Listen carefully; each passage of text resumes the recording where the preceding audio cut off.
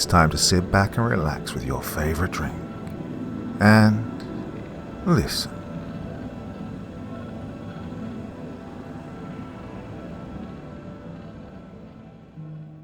Good evening, Night Wanderers, and welcome back to that uneasy space where memory rots and old evils refuse to stay dead. I'll be your voice in the dark tonight, guiding you into a story rooted in quiet places and buried secrets, where small towns smile politely, fog rolls in without warning, and something patient has been waiting far longer than anyone suspects. So shut the windows, lower the lights, and listen closely. What begins as a childhood dare drifts back into the present, tangled with disappearances, whispered legends, and a name that should have stayed in the grave. Some horrors don't end when the killer dies. They take root. Now stay with me, and we'll uncover just enough to make you wish we hadn't. Black-Eyed Susan by Rainmaker Windwaker. Chapter 1. Fame is a fickle thing. It's not often that the most talented or most impressive person in their field becomes the most famous. Every famous person has 100 with a bigger resume who never got the recognition. The same, morbidly, is true of serial killers. You'd think the biggest ones would be the worst ones. Why would they be the most famous or infamous if they weren't the baddest? Then you look harder, and you realize you were only scratching the surface. Depravity runs deep. Evil's roots spread wide. Everywhere that people exist, bad people exist too. They always have, they always will. Some are loud and some are quiet. Sometimes it's the ones that don't get talked about, the ones under the radar that are the worst. The ones working in the shadows. Black-Eyed Susan was the moniker of a serial killer in and around my hometown of Willow Bay, Nova Scotia. You can guess why we're not all that well known. Because where the hell is Willow Bay, Nova Scotia? Now, for those unaware, Nova Scotia is a maritime province on the east coast of Canada, and Willow Bay is a quaint little coastal town on the lower west side. It sits within a larger area in Nova Scotia called Annapolis Valley, which is locally referred to just as the Valley. It's beautiful and scenic, full of vast prairies and beaches. You can see the stars year-round. There's good, fresh air, lots of friendly people. There's an apple festival. It's great. Now, the Valley is a place where people like to settle down. Many retirees and families will come just to escape the city life and live out their days peacefully. Many others are born here and just can't imagine leaving. It's the kind of place where you don't think evil can exist. Sure, it's a little more old school and religious than other places, a little bit backwards here and there. Hunting rifles are commonplace, teeth are less so. There's violence and cruelty just like anywhere else. Many a drunken fight or a schoolyard hazing. Well, there were rough types and creeps, but we didn't get evil. We didn't get kidnappers or mass shooters. Definitely not serial killers.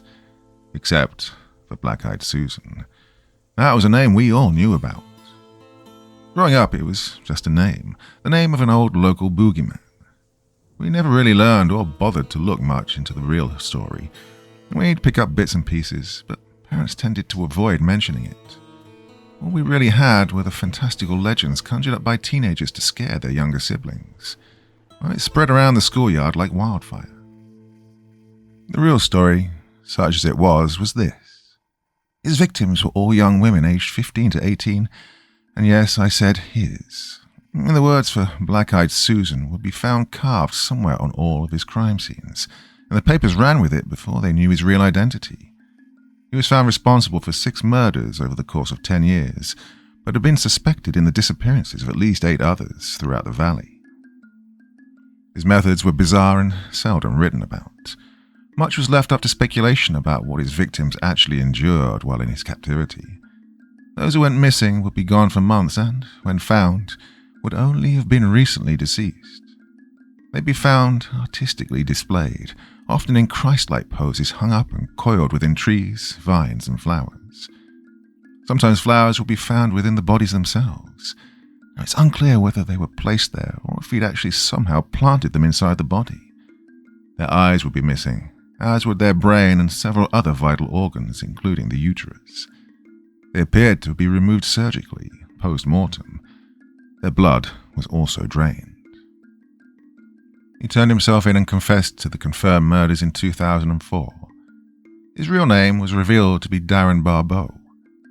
He refused to comment on any of the other disappearances that he was implicated in. Within his first week in prison, he suffered a brain aneurysm and died. He was 62. Well, that's the profile of Black-Eyed Susan. Those are the facts.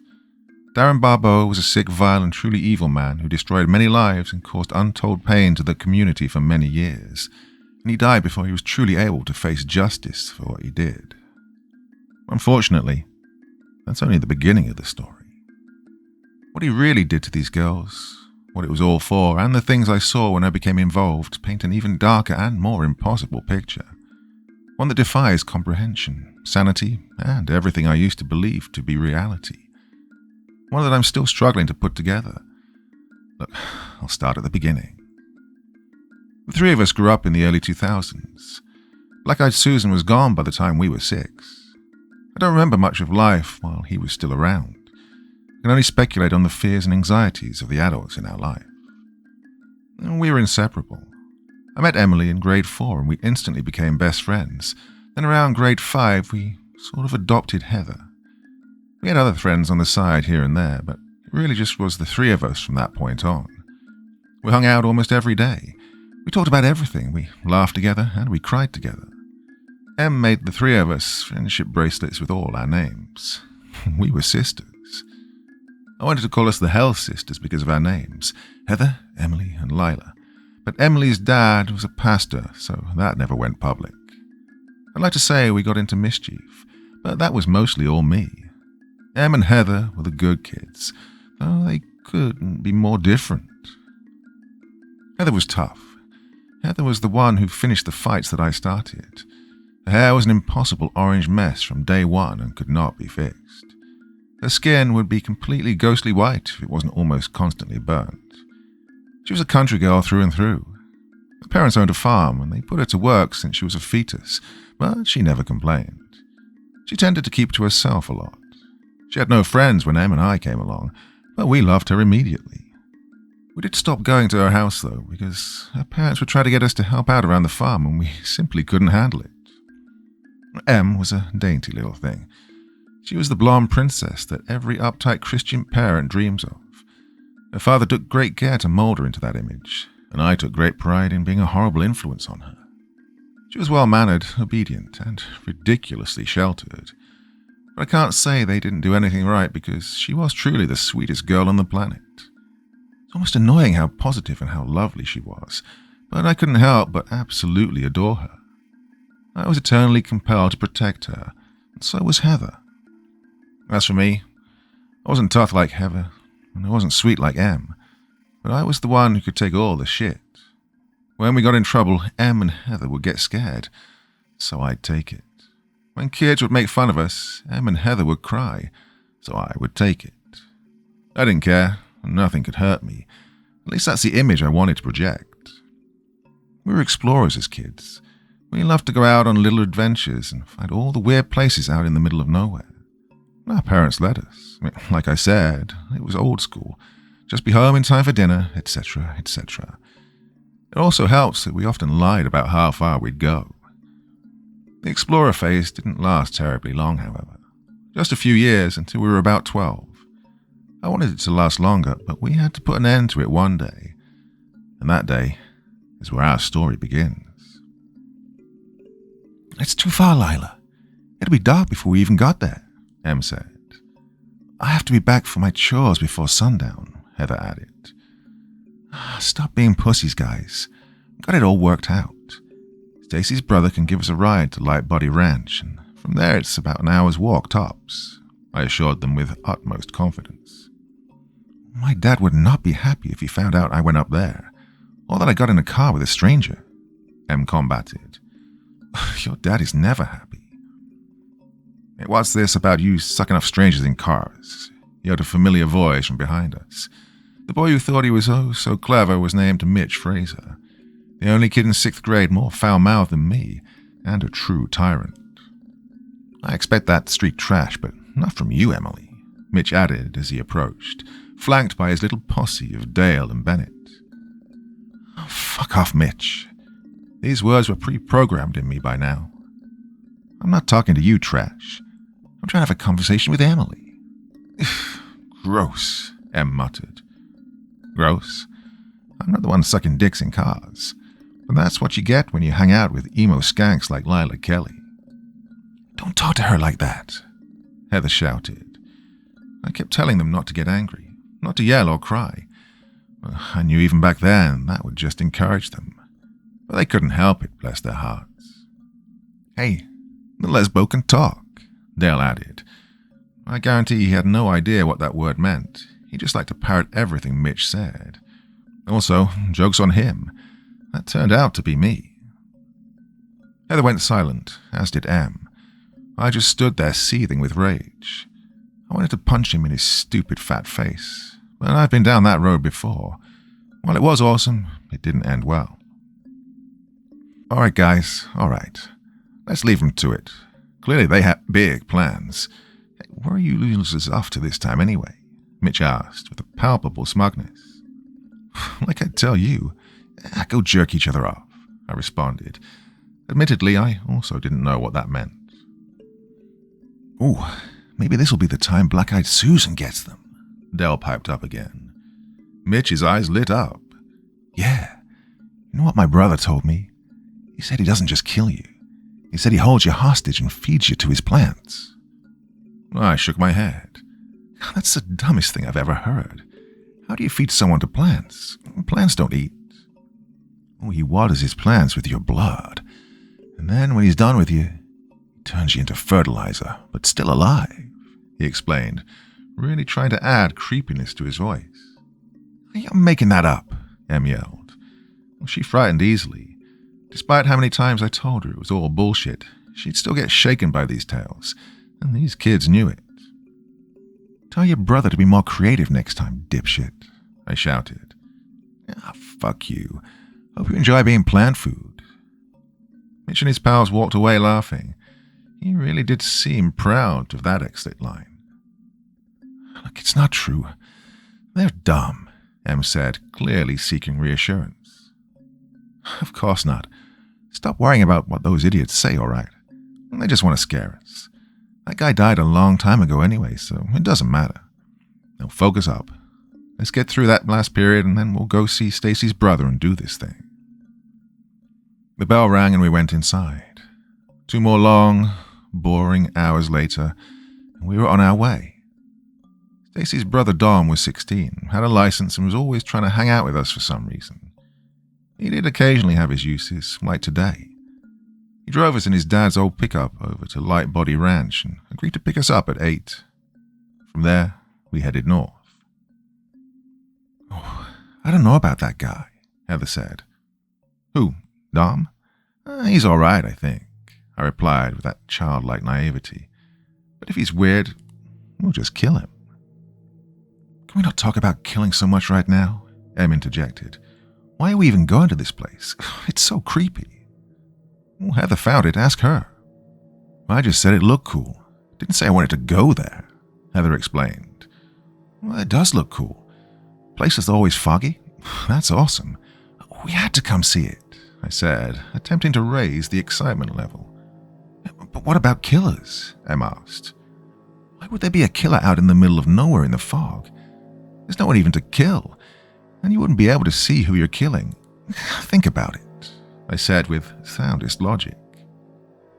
Our walk went on, and the fog came into view, an endless wall of it concealing the faint shadowy spires of dozens of trees. A gorgeous, eerie sight. Em got more and more nervous as we approached, but Heather began to match my excitement. Whoa, this looks so cool, Heather said. That's insane. How's there that much fog? I added. Well, my dad said something about a cold current meeting a warm stream, Heather explained. I don't know what that means. It's beautiful, Heather said, ignoring my stupidity. Let's go. Oh, God, Em lamented. Well, hold your hand, Em, I offered. Em gave me an exaggerated death glare and silently extended her hand. I took it, and the 3 of us walked inside. Oh, it was stunning. The desaturated greys that hung like a veil over the trees created an ethereal effect that somehow perfectly complemented the bright autumn colors of the dead leaves littering the ground. It was like something both enchanted and haunted. Okay, guys, it's really hard to see in here. Well, let's not go in any further. Let's just stay here, Em said, being the voice of reason. Yeah, you're right, Em. I don't want to get lost, Heather agreed. But I let out an audible groan. Fine, good idea. So we sat in a circle, our backs to the trees, just talking and taking in the sights. Em eventually mellowed out and agreed it was beautiful in here. The sun began to set, which only made it more gorgeous. I'd love to just disappear in here, you know, Heather said, sounding deep in thought. What do you mean by that? I asked, genuinely puzzled. Just, I don't know, get away from it all. Nobody would ever bother us. Nobody would even find us. We could just live. Well, that sounds like it'd get boring, though, I responded. Yeah, I get that, Heather, Em answered. We sat in silence for a few minutes. I really did try to understand the appeal of what Heather said, but I just wasn't there yet. The sun set quickly, and the rich, deep blues of the night sky added another layer of beauty to the forest. Unfortunately, it was almost time to go. Heather and I lamented that fact, but Em was ready to get out of there. She was the first to stand up, but as she did, she let out a small shriek. I jumped and looked over to see her staring off into the fog. What is it, Em? Em responded in a hushed and shaky voice, not averting her eyes. Who's that? A shiver crept up my spine. No one was supposed to be here. I looked where Em was looking. Initially, I couldn't see anything, but my eyes began to adjust. There was a faint silhouette of a figure lurking amongst the trees and the blue-grey haze. A long ways away. If it were any further, we wouldn't be able to see it at all. It was a human-shaped figure, only it wasn't moving, and its arms were outstretched to either side, completely horizontal. It almost looked to me like someone mocking the crucifixion, but it couldn't be a person. It just didn't make sense. I think that's just a tree or something, I said, squinting into the dark. Well, it looks like a person, Heather added. Yeah, Em agreed. Both of their voices were so shaky now, but I was skeptical. No, guys, that can't be a person. They're not moving. Their arms are weird. Why would someone just stand there like that? It's just a trick of the shadows, I rationalized, not entirely confident in my own words. The longer we stared, the more its lack of movement unnerved me, but also the more it confirmed in my eyes that it couldn't be a real person. Maybe it's a statue? Heather posited. I'm going to go look, I said. What? Em exclaimed, trying very hard to remain as quiet as possible. No, what's wrong with you? Heather said, bewildered. Guys, chill. It's not a person. I'm not going to go right up to it. Just going to walk a few steps forward until I can make out what it is. Just a few feet. Let's just go, Em pleaded. Don't be stupid, Heather added, not mincing her words. Look, just a few feet. Nothing's going to happen. You guys are so dramatic. I began to walk ahead, despite their objections. I was scared, but confident enough by this point. The figure grew in my vision as I got closer. The grey of its silhouette got darker and darker. Its features began to clarify. Definitely human-shaped, but its head was misshapen. Not a statue, it was clearly wearing clothes of some kind, but they were unusually loose and baggy.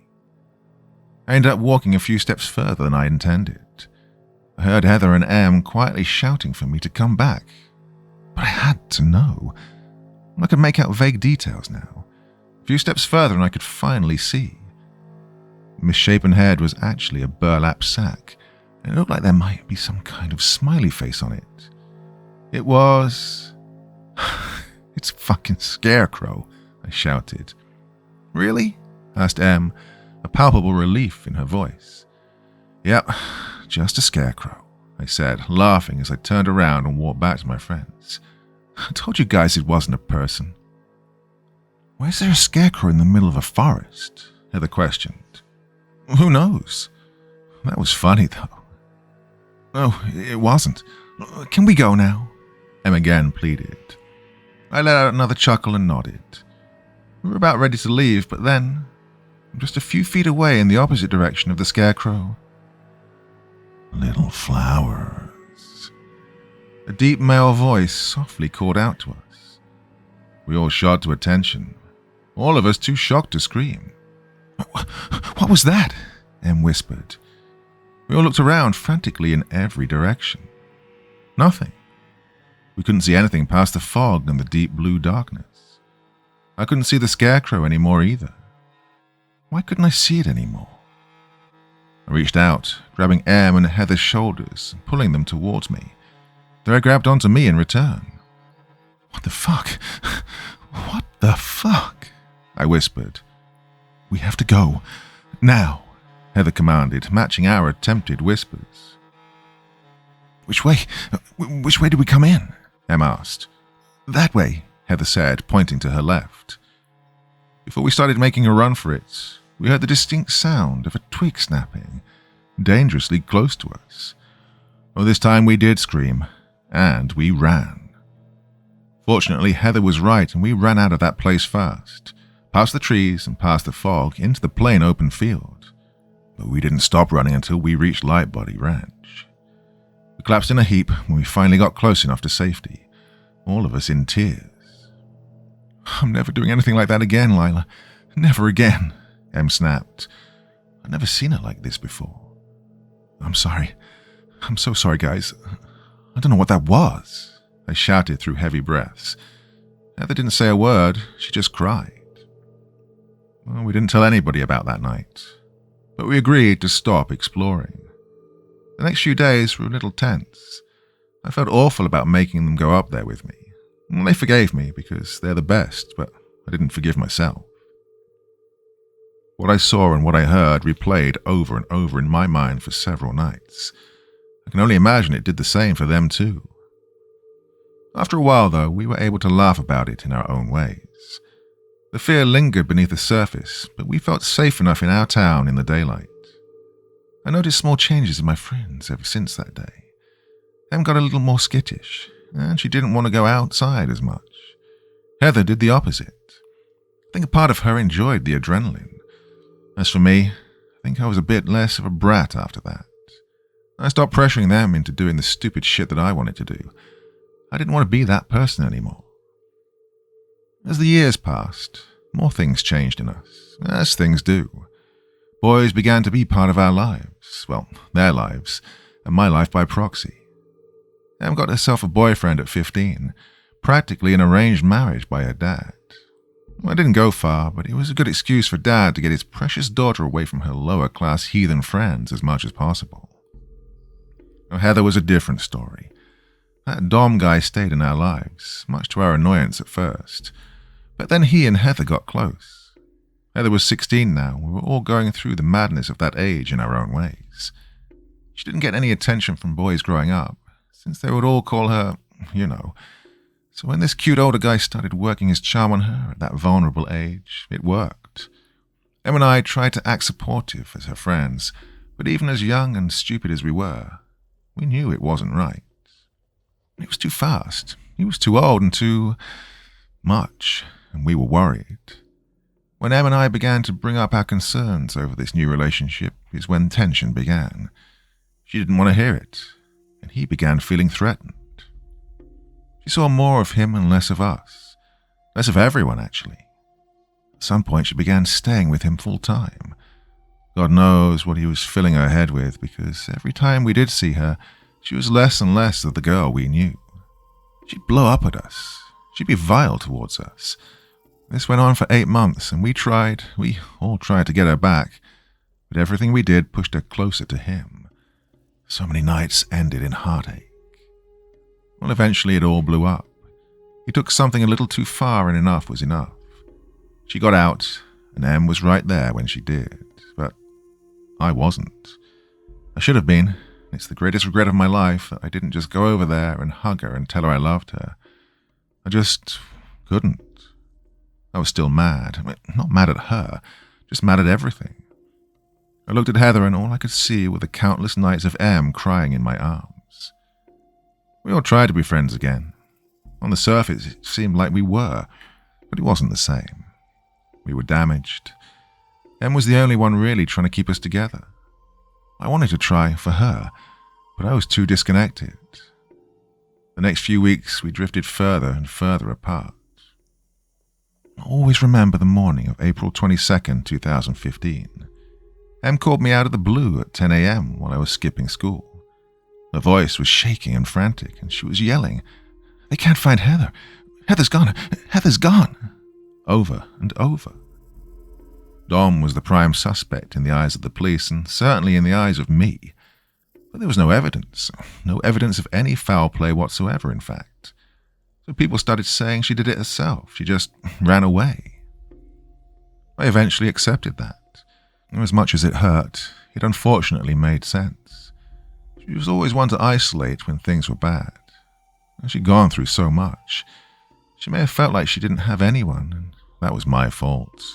I let her down, and that thought tore me apart. Em never accepted it. She refused to believe that Heather would just run away, and so we continued to search, even after everyone else had stopped. If I didn't go with Em, she would have gone out on her own. I couldn't bear the thought of that. We set out to turn every stone in the valley, much against our family's wishes. I never had a problem disobeying, but to see Em so vehemently and directly oppose her parents' orders scared the crap out of me.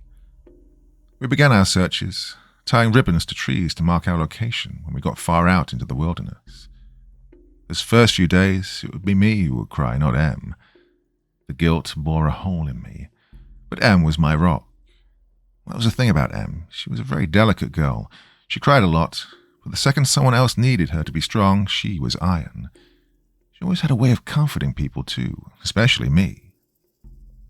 Once our parents accepted that we wouldn't stop searching, they were at least able to persuade us to be back home by nightfall and not to go into the areas without cell reception. One night, we disobeyed both of those requests.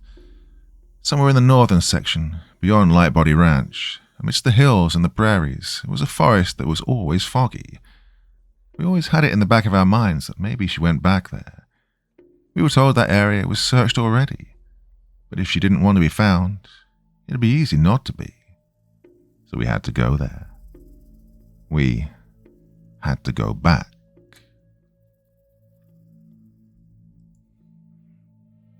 Chapter 2. By the time we arrived, it was already late in the afternoon and the sun had begun to descend. The wall of fog came into view once again, and Em went forth without hesitation. Even though I'd been there before, I underestimated how dense the fog would be. But it felt different this time. Different time of year? Maybe that was it. Em and I had to hold hands as we trudged through it, afraid we'd disappear if we strayed more than a few feet away from each other. We tied a lot of ribbons as we went along. The further we walked, the more the ground began to sink and squelch beneath our feet. I didn't remember it being like this before, though we didn't get this far in last time. Our feet quickly got soaked and covered in mud and moss. We had to lift our legs higher and higher as we stepped. It didn't take long to realize we were wading into a bog. I told Em we had to leave, that it was too dangerous to be out here. Em got the idea in her head that this was what happened to Heather, that she ran out here and got stuck in the bog. Em was even more determined now to keep searching, but I screamed at her to stop. "Em, look around. We shouldn't be here. We're not prepared for this. Please, let's just go back." "No, Lila. I can't leave her out here like this. What if she's alive? What if she needs our help?" "I know, but we don't know what the fuck we're doing. We could get lost. We could sink. We could die out here. Heather wouldn't want this. Let's just go back. Let's get equipment and bring some more people, and we can do this properly." "Lila, please listen to me. I can't lose you too, okay?" Without another word, Em lowered her head and nodded. We turned around and started heading back the way we'd come. At least, I thought we did. Things were unfamiliar as we walked. We couldn't find the ribbons we'd tied on the way in. The fog only seemed to get denser, as did the vegetation. Fear and desperation were looming and creeping in slowly as time continued to pass without progress being made. The irrational part of my mind went back to Black-Eyed Susan, the killer in the wilderness who takes young girls. I knew Black-Eyed Susan was long dead, but it didn't stop the fear. Then my mind went to the Scarecrow. Someone put it there all those years ago, but who? Why? This just felt like a place we shouldn't be. I could read the same feeling on M's face. The flora was rich and bountiful now. If everything wasn't so hazy and grey, this place might look almost enchanted. Everything here was allowed to grow and die and grow again unbothered. What began as a scent of dead water slowly gave way to a floral fragrance, like a grandmother's perfume, but way too much of it. It didn't replace the smell of the dead water, it merely sat on top of it, creating a layered smell of flowers and death. Well, it was nauseating. My head began throbbing. We carried on, moving as straight as possible. It had to end somewhere, but we were getting tired and the sun was getting low. It wasn't just physical fatigue, it was mental too. My head continued to throb when I began seeing spots. My tired eyes began to make shapes out of the fog. I started thinking I was seeing things, figures, exactly like the Scarecrow, standing on the edge of perception, staring at us. But they'd be gone just as quick as they arrived. I tried to ignore it, just my mind filling in the blanks with the memories of my dread. The knots on the trees played tricks on me too, almost looking like faces until I got close. It got quieter as night fell, much quieter. It began to look and feel like death, like we were ferrying ourselves to the underworld, even though the trees and flowers remained vital and healthy. In fact, it was odd how beautiful they looked. The picturesque flowers contrasted with the muddy, mossy, slimy mulch, and the stark desaturation of the fog. We were getting really scared now. The bog didn't seem to want to end. Em complained about her toes going numb, and I didn't even notice that mine had too. The wet ground was so cold now, and our feet were completely waterlogged. That pins and needles sensation crept up from my toes to my ankles. The figures didn't stop appearing. Arms always outstretched, looking like little fuzzy crucifixes. But harder and harder to pretend they were a trick of the eyes. I wondered if Em could see them too. One quick glance over to her and the expression on her face told me that she could. But it didn't make sense.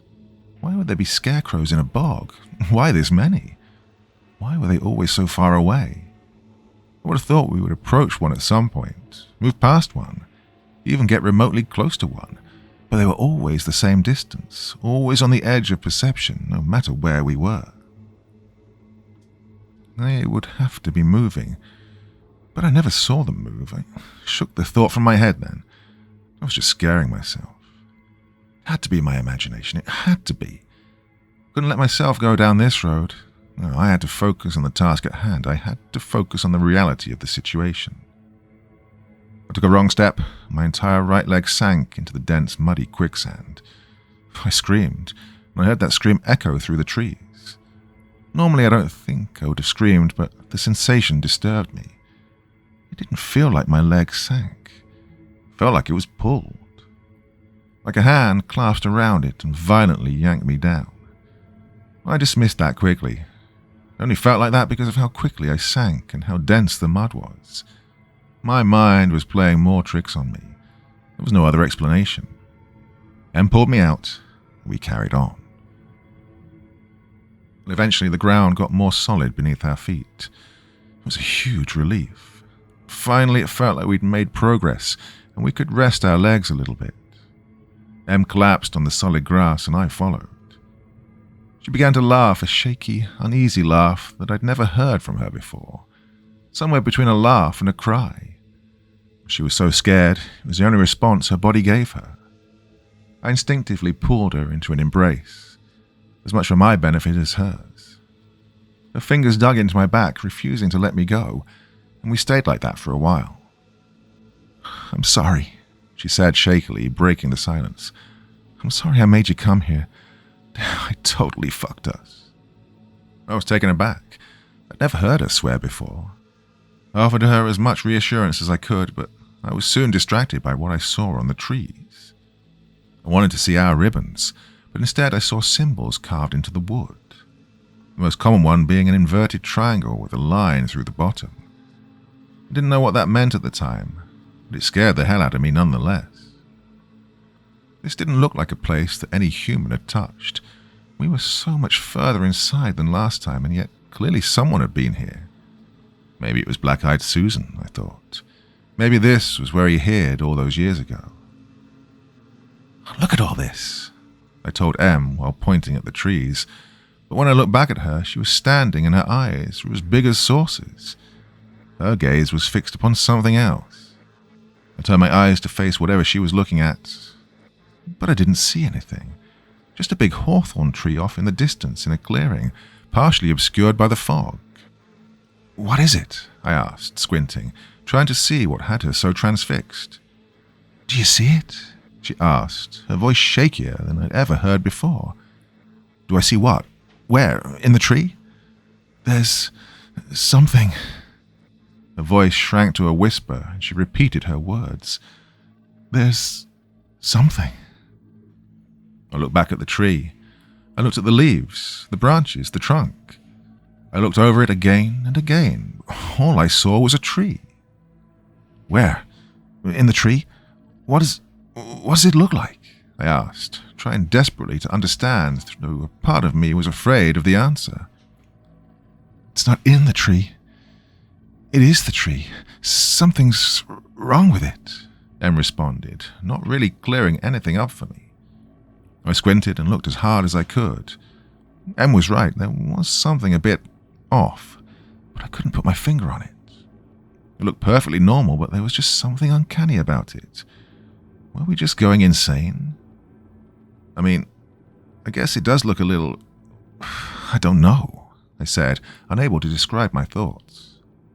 Then I shrugged and turned back to Em. Em slowly turned to look at me, but as she did, I saw her eyes shift and look behind my right shoulder. Then they widened. She gasped. I saw a look of horror on her face, the level of which I'd never seen on anyone before. Didn't have a chance to look behind me. Em grabbed my hand and exploded into a full sprint away from the tree and through a small gap in the flora. My legs fumbled and I struggled to keep up, but she practically dragged me. The grip on my hand was tight and unrelenting. Branches and twigs scratched and scraped my skin to ribbons, but I couldn't feel it. We ran for what felt like miles. My legs screamed in pain and my chest heaved, but the adrenaline carried us both on. "What was it?" I yelled over and over, but she didn't answer. She just kept running. We reached the sinking area of the bog again, but Em didn't care. She trudged through like the devil itself were on our trail, and I followed as best I could. I got the chance to look behind me, but I saw nothing. Then it happened. I got stuck.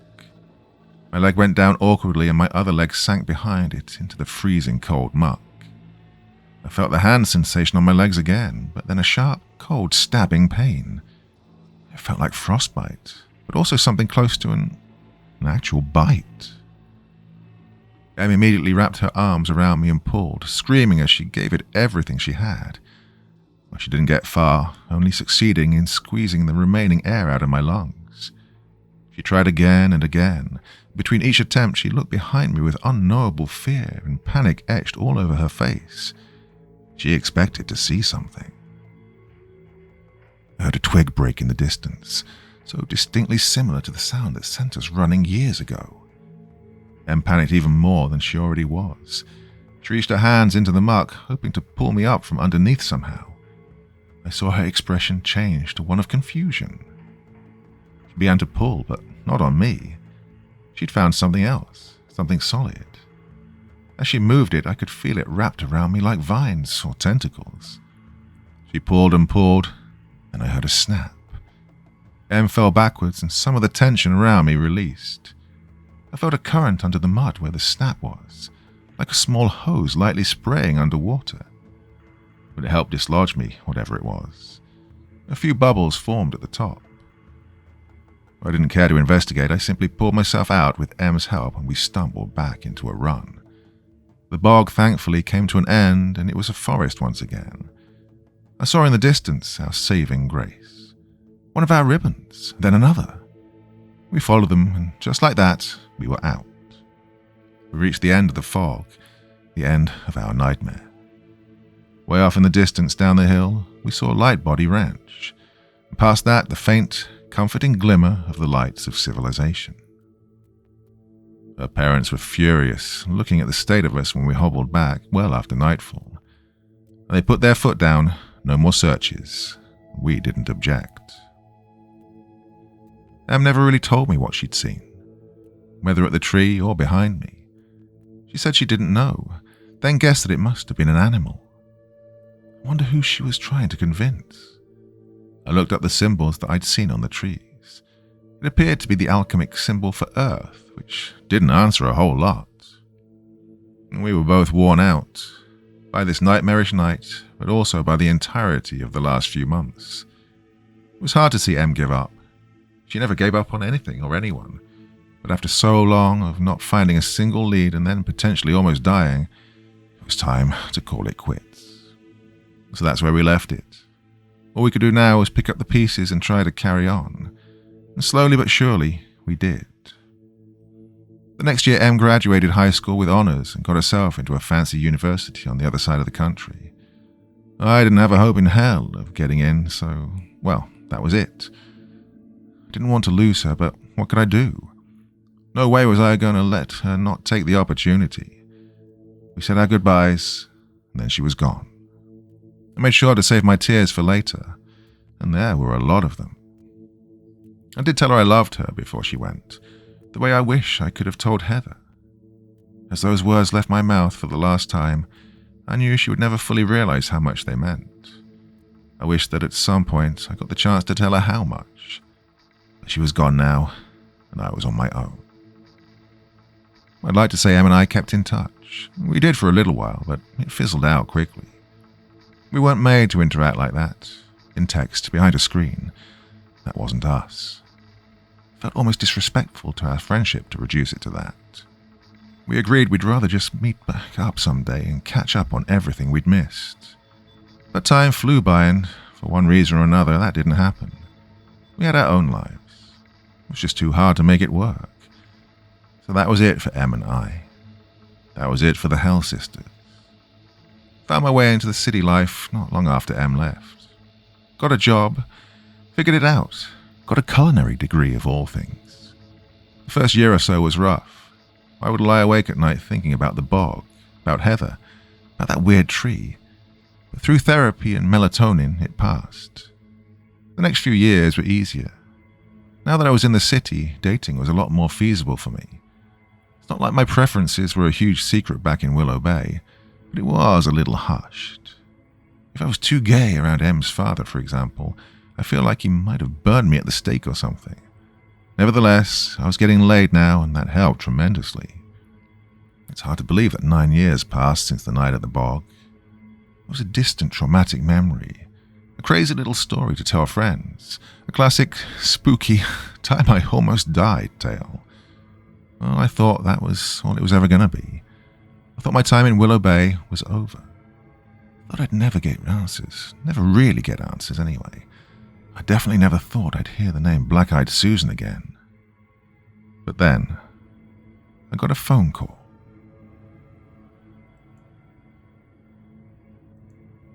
Chapter 3. I looked at my phone. It was Em. I don't think I'd spoken to her in 2 years by this point. There she was. A wave of surprise and mild anxiety rushed through me, but I answered immediately. We exchanged pleasantries for a few minutes, lamented about how long it had been, apologies all round for being busy. But I could sense there was a greater motive to this call, and Em confirmed my suspicion. So I was, wondering, I wanted to ask something, she said, with a bit of hesitation. Yeah, what's up? I need you to go on a trip with me, Lila. Oh? I was completely taken aback. Yeah, I'm going back home. I really want you to come with me. You going home? Yeah, to Willow Bay. Look, it won't be long, just a few days. I can pay for everything and... Look, it's a long story. I'll tell you everything. Just say yes. I'll come get you.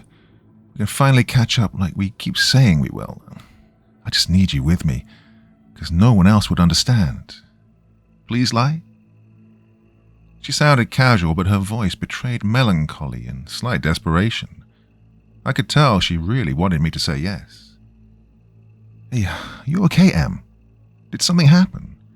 I'm okay. I'll tell you everything on the road, I promise. I just need to do this. I need to do it now, and I really want you with me. I know it's sudden. You don't have to... Look, I'm in. Let's do it. I cut her off.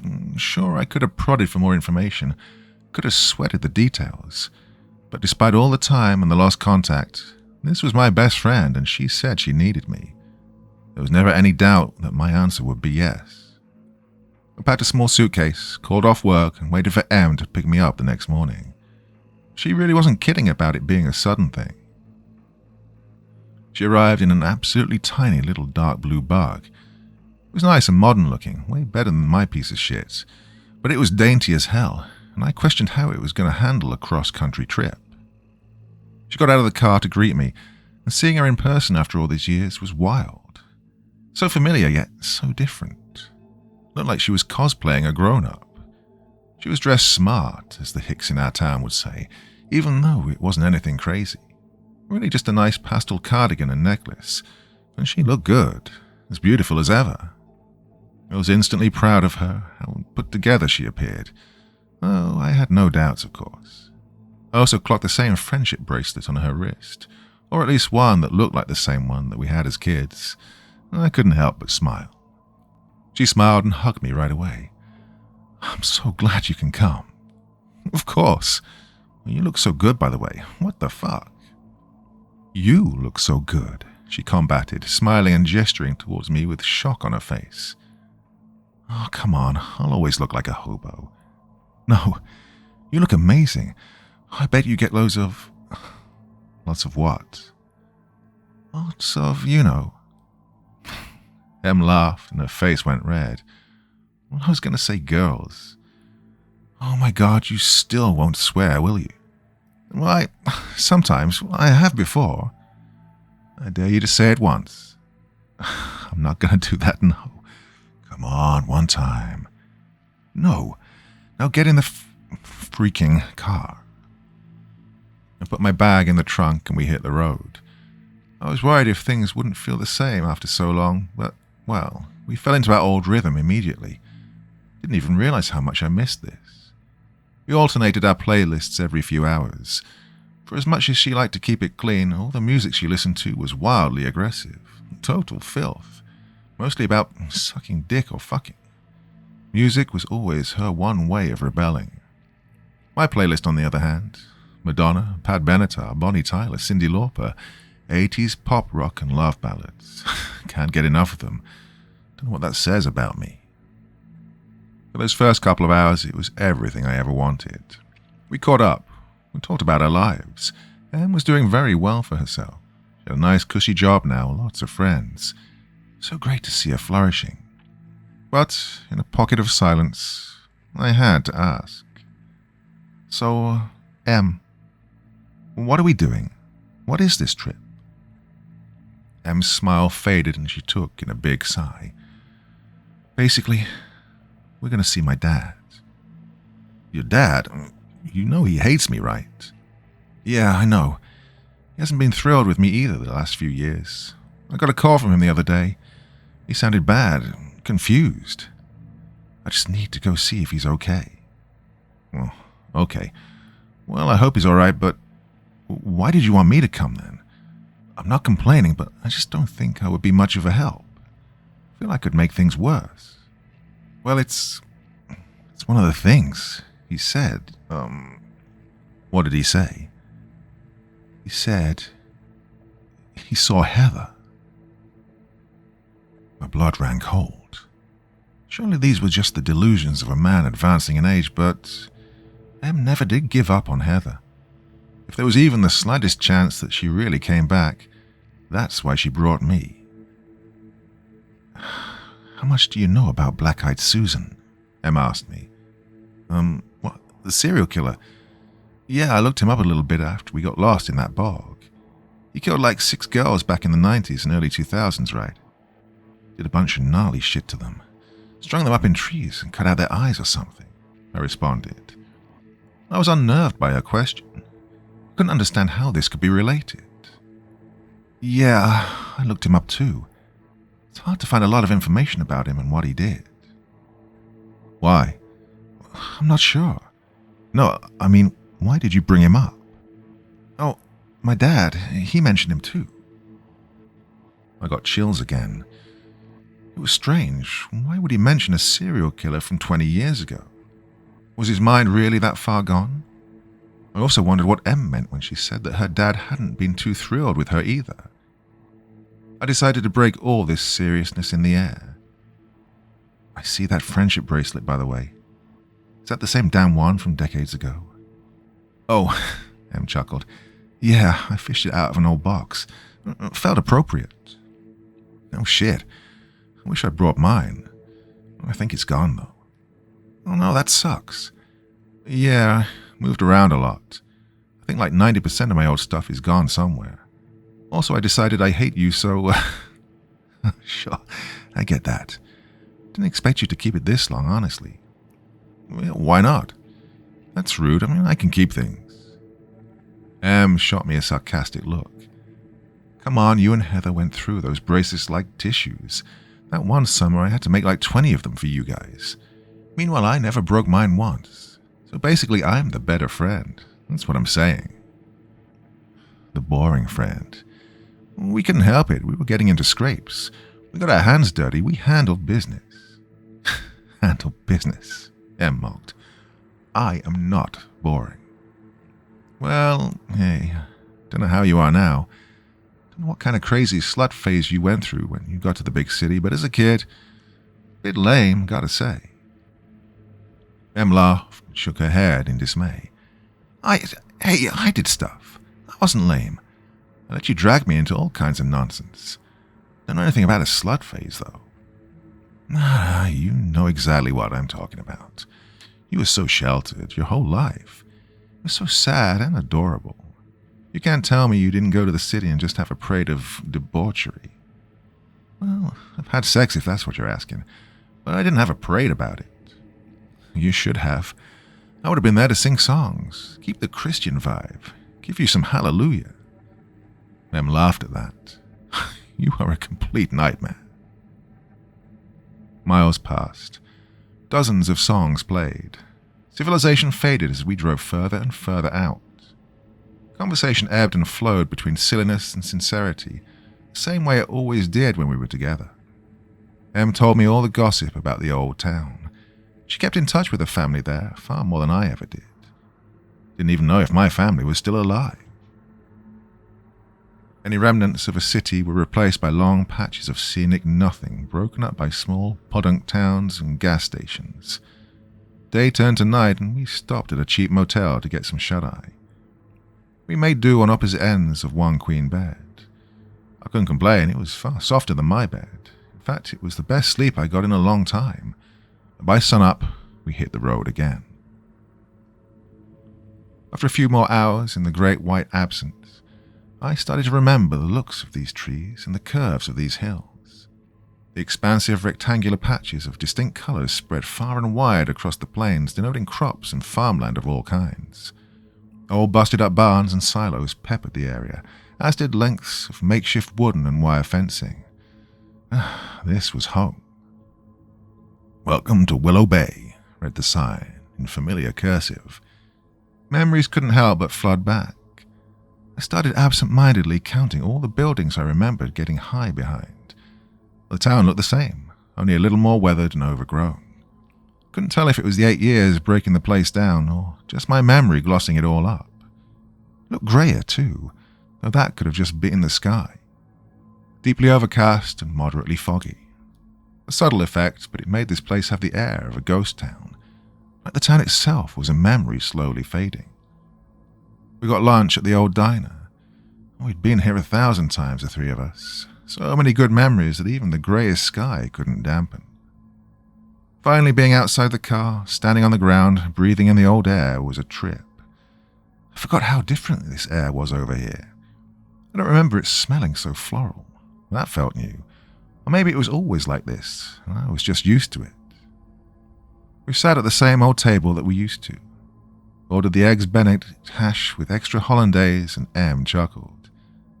You got that every time, even the extra hollandaise. Yeah, well, it's the thing to get. God, it always looks so gross to me. That's how you know it's good food. The more fucked up it looks, the better it tastes. That's just a fact. Heather would agree with me. Yeah, right. I'll ask her when we see her, Em replied in a joking manner. I could see in her eyes, though, that glimmer of hope. We ate our food and headed back out. It was time to see the old man. Em seemed visibly despondent as we got closer, undoubtedly full of worry about the mental state of her father. We pulled up to her old family home. Even it wasn't immune to the creeping decay of time, as the paint chipped and cracked, and the lawn appeared overgrown. Em hesitated before knocking on the door. I took a few steps forward so that we would be side by side instead of her being out in front, and that seemed to make her feel at least a little better. Feet shuffled on the other side, and the door opened. Her dad didn't look anything like how I remembered. Sure, his face was the same, but his demeanor was completely foreign to me. He used to have so much presence. Wasn't a strong man per se, but he carried himself with such stoic self-importance and clean-cut superiority. He stood straight and proper, chin held high like a soldier. Now, though, this man before me was small and frail, hunched over. His hair was shaggy and unkempt. He hadn't shaved in days, which for him was a lot. He was wearing some silk pajamas which looked very cozy and upper class, but the old Ted I knew wouldn't have been seen dead in anything other than a sweater vest or priest robes. Emily, oh my goodness, what are you doing here? I told you you didn't have to come, the old man said in a weak but elated voice. Hey, Dad, Em greeted with a smile and a hug. Hey, Mr. Noby, I added, not expecting my own greeting. Oh, come in, girls, come in. His feet shuffled as he led us inside to the living room. He and Em exchanged small talk as he put on the tea. To give him credit, he did ask if I wanted some. We sat comfortably on the couch and waited for him to return to his old recliner. As he sat down, his jovial demeanor lessened a bit. I could tell the small talk was ending. I'm sorry if my phone call scared you. I just got a little confused is all. It's so good to see you. And you too, Lila. I smiled in response. I held a lot of resentment towards this man for a lot of years. All the constant backhanded comments and the judgment and the controlling behavior had made him up to be some big villain in my life. But now all I saw was an old man, excited to see his daughter again. Don't know if I can forgive him for the way he always made me feel about myself, but in this moment I was able to let go of a lot of the anger. How long are you planning on staying? He asked. Oh, a few days maybe, Em responded. Oh, Mr. Noby sounded disappointed, but his next words confused and unsettled me. No, you should probably leave sooner. What? Why? The old man stammered. It'll be better. Why would it be better? The old man struggled to find the words, so he just shook his head and moved on. I'll pray for you both, you know. And for Heather. Yeah, I know, Dad. It's terrible. It's just terrible what happened. I thought he wasn't. I thought God would. He trailed off, but Em caught the same thing I did. He? She questioned. I don't know. The old man was clearly rattled by his slip-up. You're talking about Black-Eyed Susan. No, I don't want to. You know something? About what happened to Heather? Em prodded, with increasing authority in her voice. Emily, the dad uttered, attempting to scold, but he was clearly on the back foot now. I'd never seen him shaken like this before, and it scared me to death. Please, Dad, if you know something, Or if you really did see her like you said you did, you have to tell us. You have to. It was wrong to call you, to say those things. You shouldn't have come. I'm sorry, I can't. I shouldn't. Why did you call me? What happened? Em now raised her voice with an undercurrent of frustration. I was just scared. Scared of what? Em yelled. The old man fell silent and averted his gaze, as did Em. She sat back and sank into the couch, collecting herself. I could see deep and painful emotion bubbling beneath her blank expression, but I also saw calculation. She was meticulously putting together the words she wanted to say next. If you think you're protecting me, you're not. If you think I'm still a naive little girl, I'm not. I'm not a child. My best friend has been missing for 9 years, Dad. Whatever you tell me, it isn't going to be any worse than what my mind has already thought of. The old man leaned forward then, resting his elbows on his legs before he solemnly uttered, "Yes, it is." A chill ran down my spine. It felt like the air in the room had been sucked out. Em was visibly shaken by his response. The old man let out a sigh. "You really want to hear this?" "Yes, please," Em responded meekly. "Okay, Emily, okay. You deserve to know. I do want you to know. Just tell me if you want me to stop or if you need a minute. I want to know everything." He nodded and sat back in his chair in deep contemplation before finally speaking. "I took an oath never to repeat these things. It was my duty. Under no circumstance should I breathe a word of what anyone confessed to me. And I never did. Didn't think that I would need to either, but, He paused, took a long sip of his drink and collected himself. Em and I patiently waited for him to continue.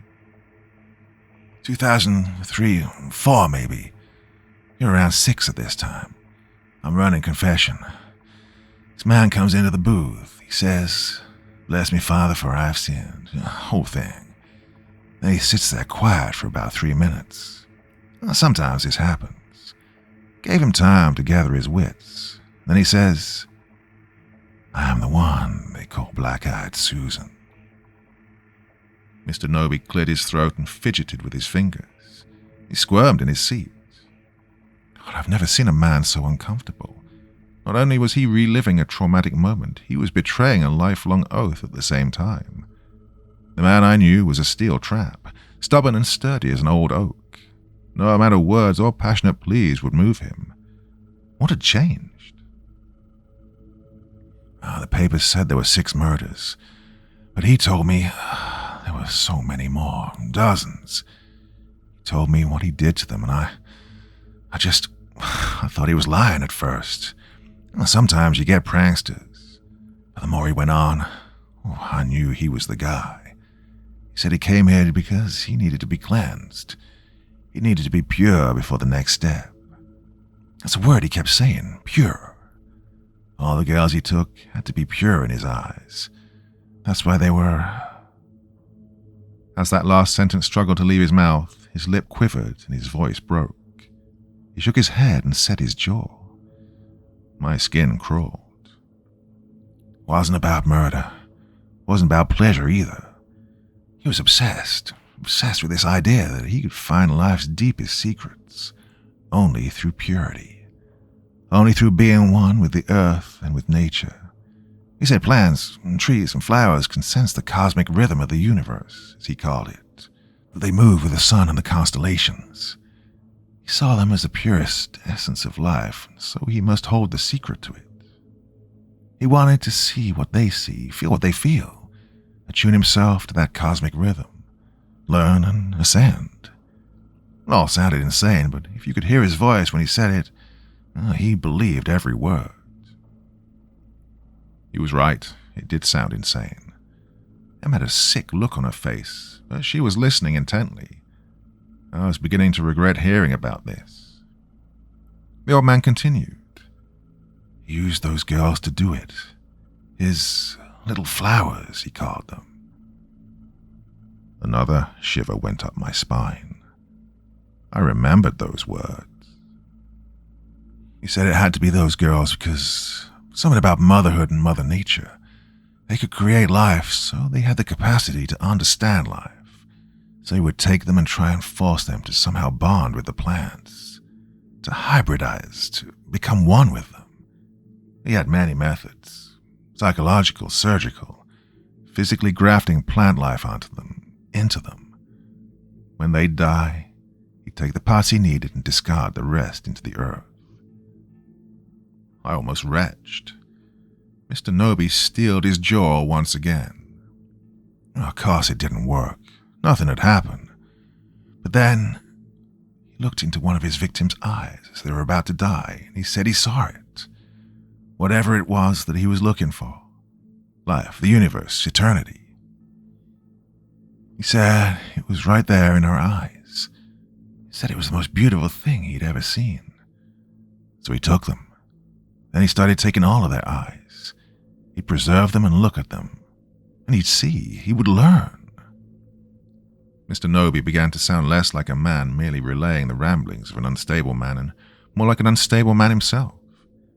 There was a fanatical tone underlying in the cadence of his words, slowly creeping to the surface the more he spoke.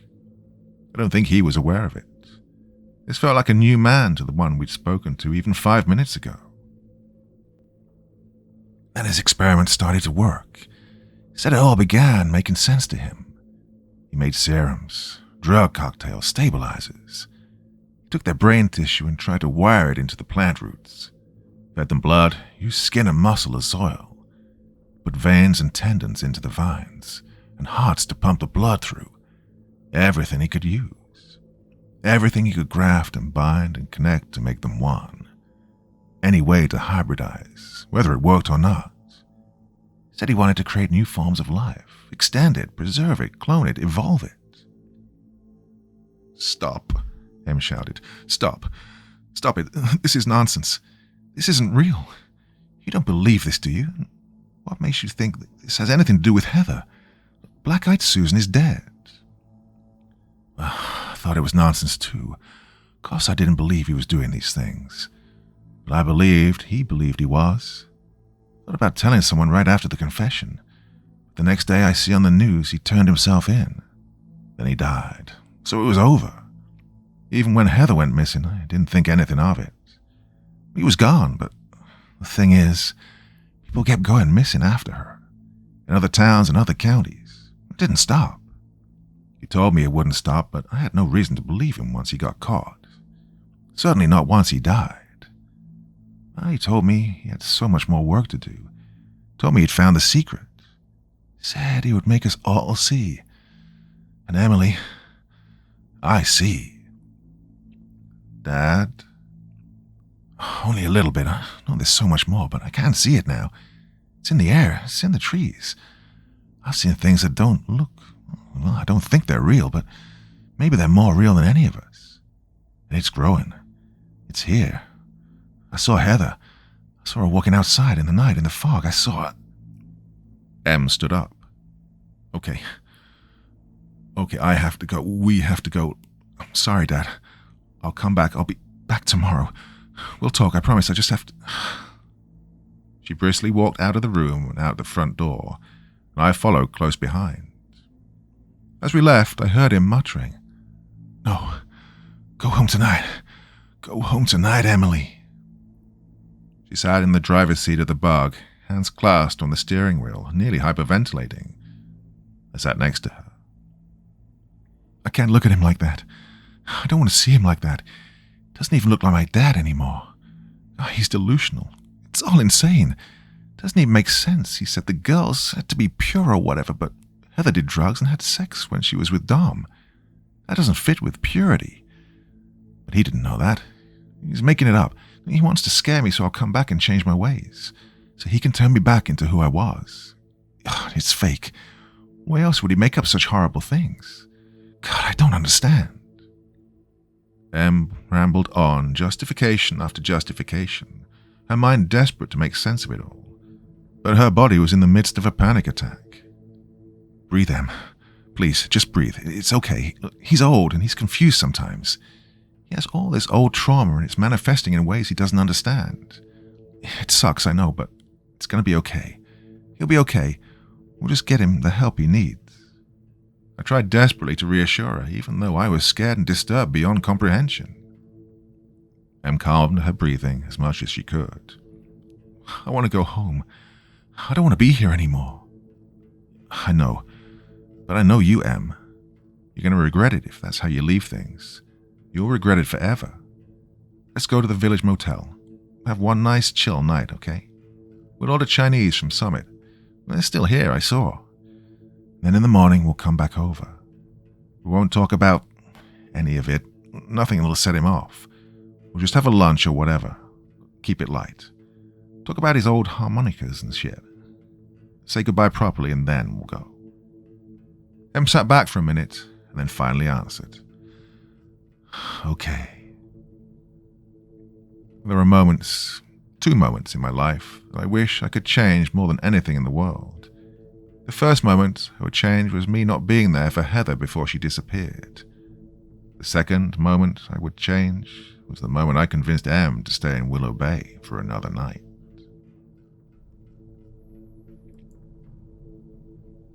Chapter 4. My job that night was to distract her, to make her laugh and forget the earlier madness. One of the perks of that job was distracting myself too. We went on a walk down the main street, reminiscing about that shit I got into. We checked out some of the old shops and some of the new ones. It was difficult for her to lift her spirits with how dreary everything looked under the grey veil and misty haze of the clouds and fog.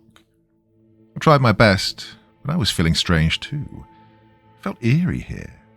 There was a looming dread, a sense of unease and decay. People all looked normal enough, but sometimes I felt like there were eyes on me. I was used to that to an extent. Growing up here and looking like, me, invites some crude and judgmental glances. This felt different somehow. The last time I felt like this was that night at the bog. I tried my best to shake it off. The more I looked at the people, the more I noticed things were off. People looked haggard and a bit confused.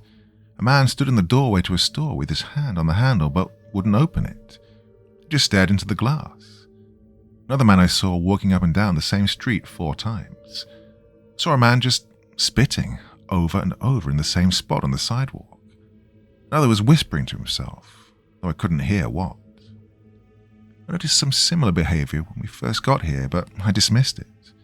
People act weird sometimes, it's common, but it's not this common. Something about this whole place was wrong. I could see it, and I think Em could too, despite how preoccupied her mind was. We turned in at the motel, familiarly laying on our backs on opposite ends of the bed, staring up at the dark ceiling. Do you think any of it was real? Any of what my dad said? Em asked. I think I believe that confession happened. It just seemed too detailed to be completely made up. I think he really did meet the guy. What about what he said? The experiments? Just hearing that word again made me shudder. Em, do you really want to talk about this? I can't stop thinking about it. I feel like I have to. I understood what she meant. Never left my mind either. I don't know. It does line up with how the victims were found, I guess. Well, it's the most awful thing I've ever heard. Those girls, God, I can't even imagine. I know. But it's over now. It's long gone. But Dad said it's still going on. Maybe it is. People are still going missing. Maybe there's a copycat or he had a partner. If Heather got taken by them, Em, I know it's hard, but you have to let this go. There's nothing we can do. There's nothing we ever could have done. Thinking like this, it's only going to hurt you. I'm sorry. Lai. God, I'm a wreck. Em laid there, not speaking for a while. I could hear her holding back tears. Promise me something? Em asked softly. What? After we get back from this trip, no more 8 years apart. We have to make it work. Look, I'll come see you, you'll come see me, as much as possible. Yeah, Em, I promise. It should always been that way. I hate that it got away from us like this. All that time lost. So many things I wish I got to share with you. Oh, I regret so much. Well, I hate it too, but we were growing up. We were creating lives for ourselves. I know, but you're my rock. You're my best friend. You always have been. I don't want a life without you in it, Em said, her voice full of warmth and sincerity which I hadn't heard from anyone in so long. It was a good thing the lights were off because I was beginning to cry. Em still knew how to get to me. Part of me didn't really think she still cared all that much about us or our friendship. I think I tried not to care about it for a long time so that I wouldn't be the only one caring. I couldn't find the words to say, so instead I just reached my hand out towards hers and softly held it. I think we both needed it. I fell asleep, still deeply unsettled but ready to put this all behind us tomorrow. I expected to wake up softly to the morning sun shining in through the blinds, but instead I woke in the dark, being shaken by Em. "Lie, wake up," Em said in a frantic whisper. What's happening?" I croaked. "It's Heather." Those words pierced my slumber and I shot awake. What do you mean?" "I saw her. It's Heather. She's outside. Look. Em dragged me out of bed and I stumbled to the window. She pulled open the blinds for me.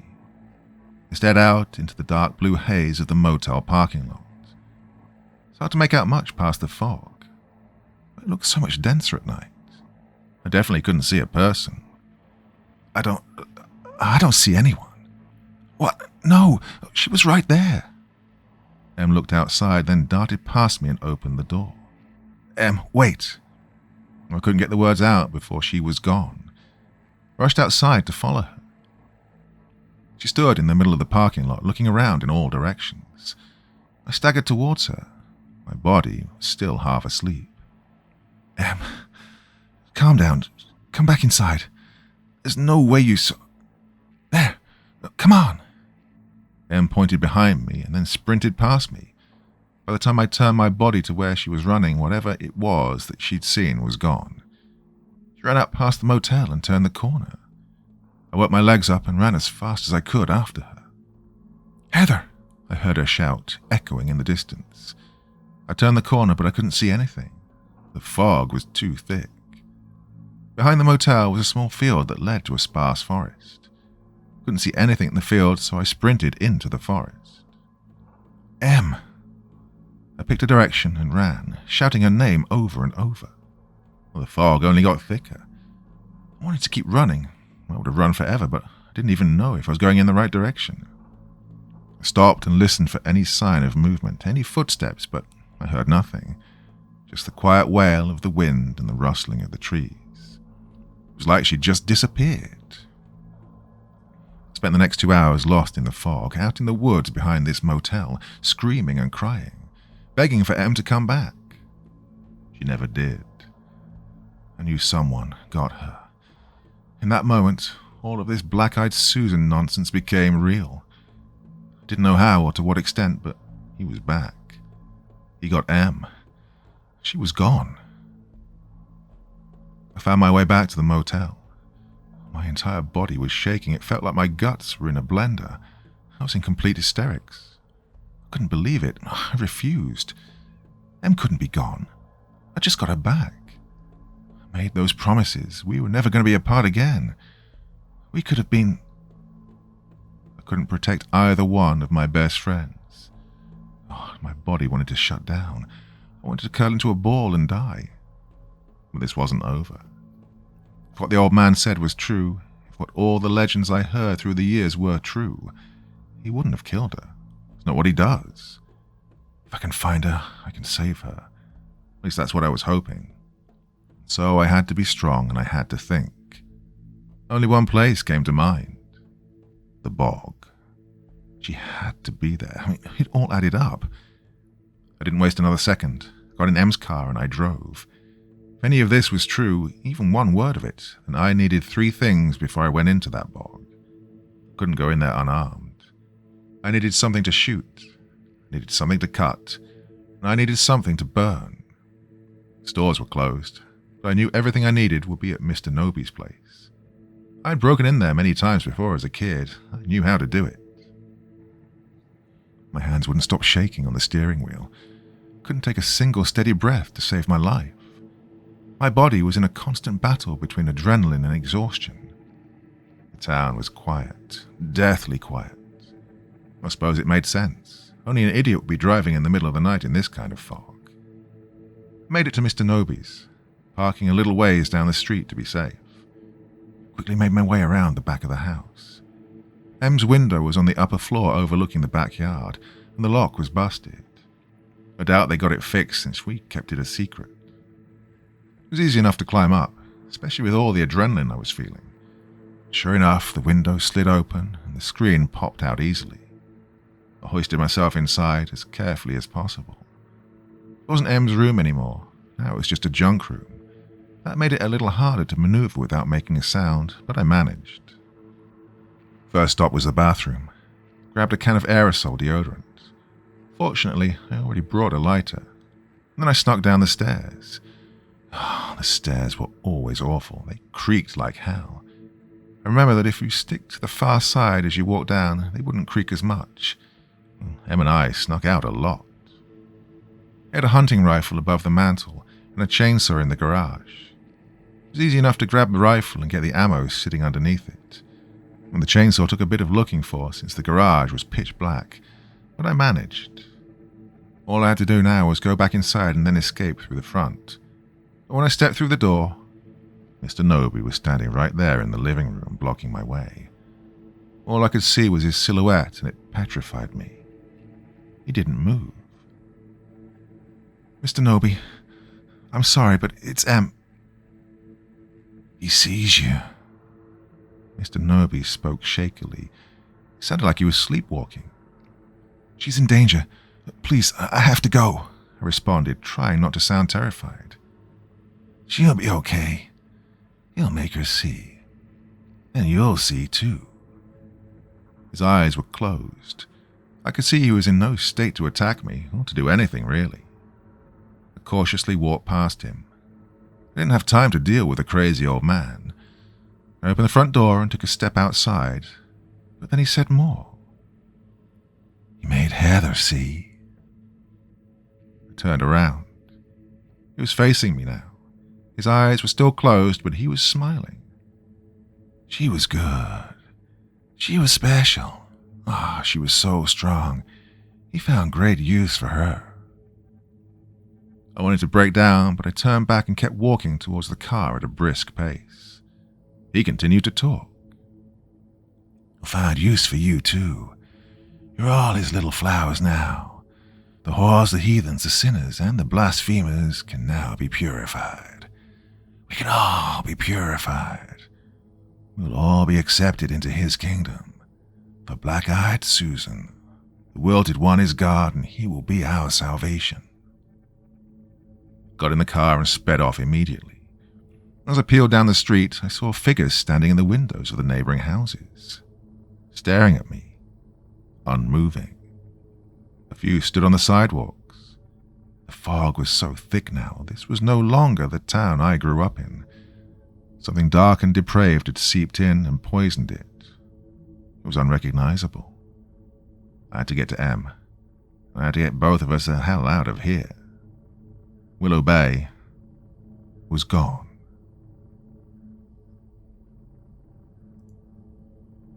Chapter 5. The cracked pavement of the streets became dirt roads as I carried on in the vague direction of where I remembered the bog to be. I had to wipe tears away from my eyes while I drove. They constantly welled up. I looked over at my haul of weapons, looking so out of place on the seats of this cute little car. Heather's parents, after much pestering, let me use their chainsaw once or twice when we go and help on their farm, and I stole my grandpa's hunting rifle many times. It had been a lot of years, but I felt just confident enough that I could fundamentally function them if I had to. But I still had no idea what was coming. As far as I knew, I'd be wading into hell itself. I got to the old light-body ranch, now decayed and completely overgrown, like the earth was reclaiming it. Then I saw the wall of trees. The beginning of it, at least. Got the car as close as it would go before I would worry about it sinking, and then I gathered the equipment and stepped out. Strapped the rifle to my back and haphazardly stuffed the chainsaw and other tools into a backpack I had sitting in the back seat, the blade sticking awkwardly out of the top. The fog was denser than any I'd ever seen. Beneath it, countless tall, slender spires all bunched together. It didn't take long for the old familiar smell of perfume and death to penetrate my nostrils, similar to how the town smelled now, but so much stronger. The ground beneath my feet began to squelch instantly, like the bog had expanded. I had no idea where I was going. There was no way for me to know. I just went forward. I could barely even see the ground anymore, just grey among black. A tree came into view, a tree with an old ribbon tied around it. Suddenly I was reminded of how scared I was last time, and that fear began to creep into me now. I was hoping to block it out with adrenaline and my single-minded dedication to finding my best friend. But it got in, and I was terrified. 1,000,000 times more since I didn't have M with me this time. I began seeing shapes in the fog, just like before. Figures slipping in and out of view. Only the faintest shapes, the cross shapes, they reminded me of everyone I just saw staring at me in town. It gave me the same dread. I was more alone in this place than I'd ever been before, but I didn't feel alone. I felt watched. Wading through the vast sinking mud was hard enough without all this shit strapped to my back. Now it was truly nightmarish. I fell over many times, nearly got stuck for good on multiple occasions. That sensation of hands grabbing me and pulling me down into the mud was consistent. It felt like dozens of hands now. I trudged through the unforgiving and deathly cold marsh for hours, lost all feeling in my toes. Finally, I found my way to some solid ground. I collapsed on it and allowed my body to begin producing breath at a normal rate again. My muscles ached and throbbed. I tried wiggling my toes, and after a few minutes, I was able to. Finally, I looked up, expecting to see that giant hawthorn tree we saw last time, but it wasn't there. This was a different place. I don't know why, but I had a feeling I needed to find that tree again. But how? I did see the symbols, though. Those inverted triangles with the line through the bottom. Earth.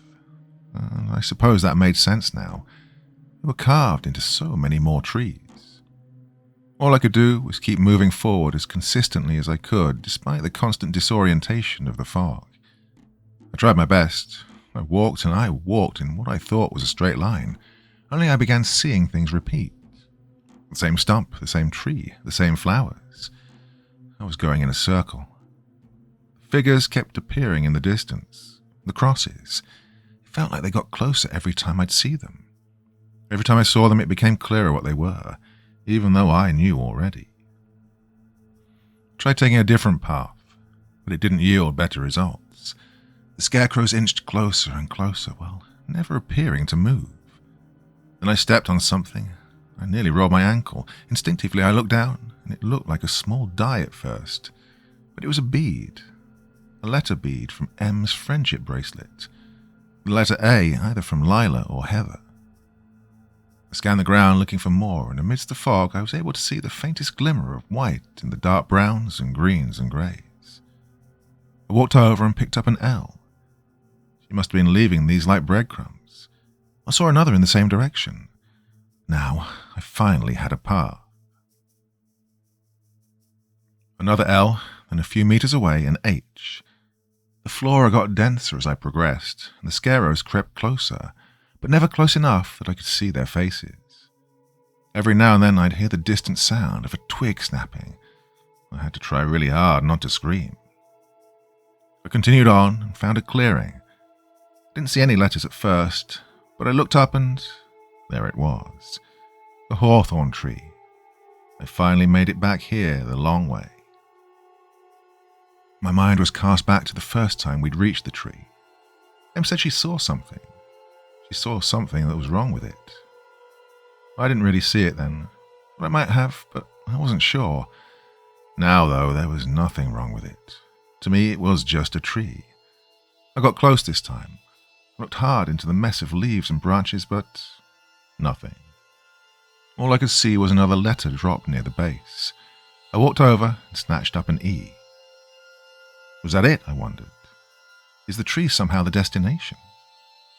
I looked all around the roots, looking to see if maybe there was a hatch or something, a hidden entrance to some kind of underground.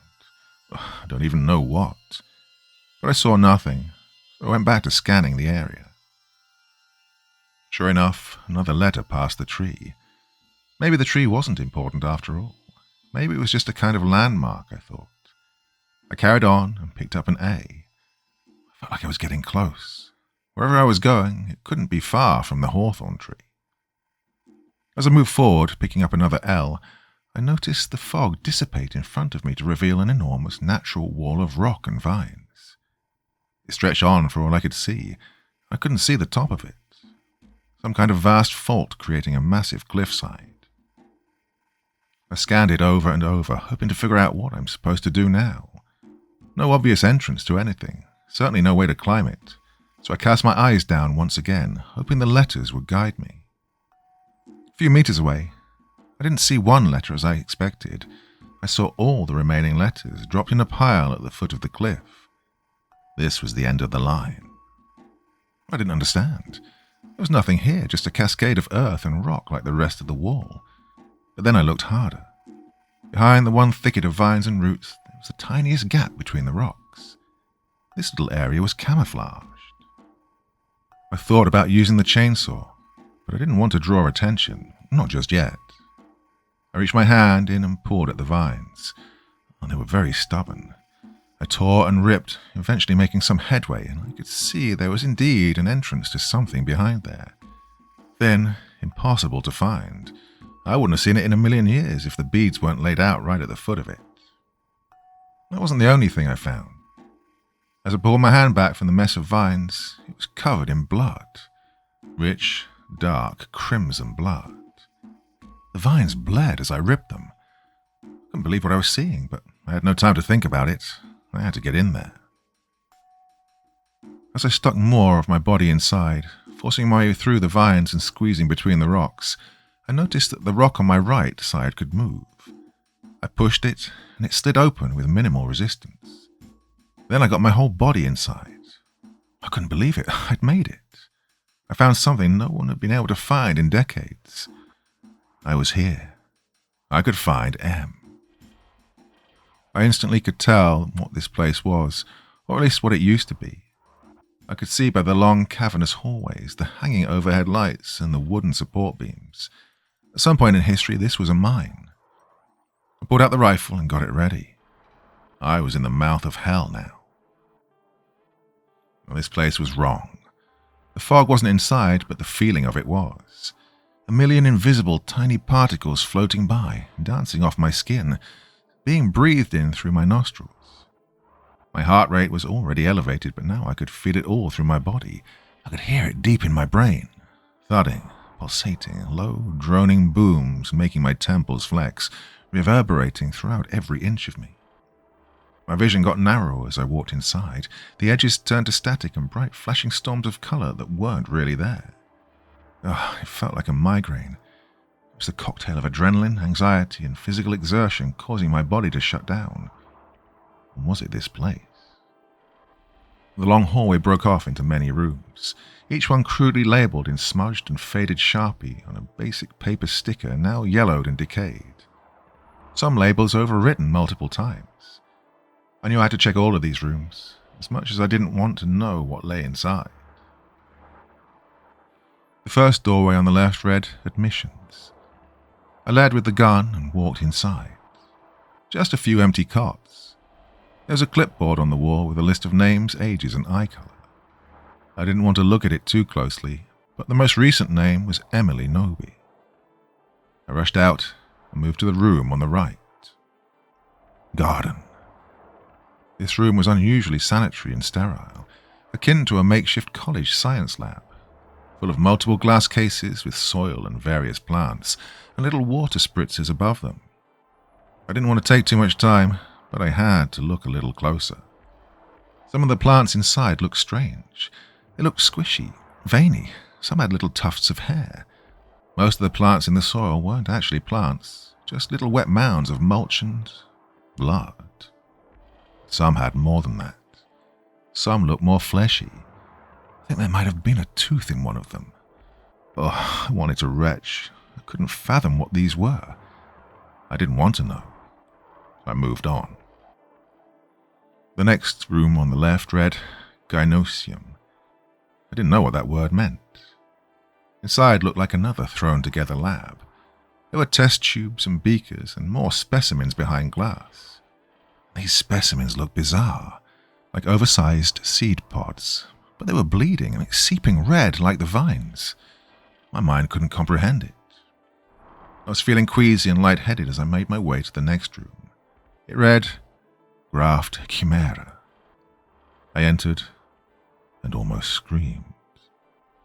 There were people here, 2 people strapped down to cold metal tables.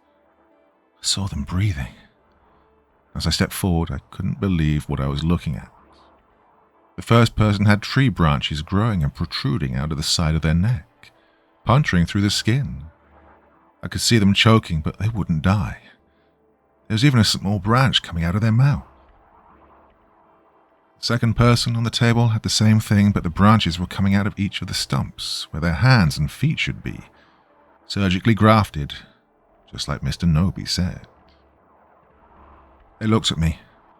The fear and pain in their eyes was beyond comprehension. They didn't have to say a word. I knew they wanted me to kill them.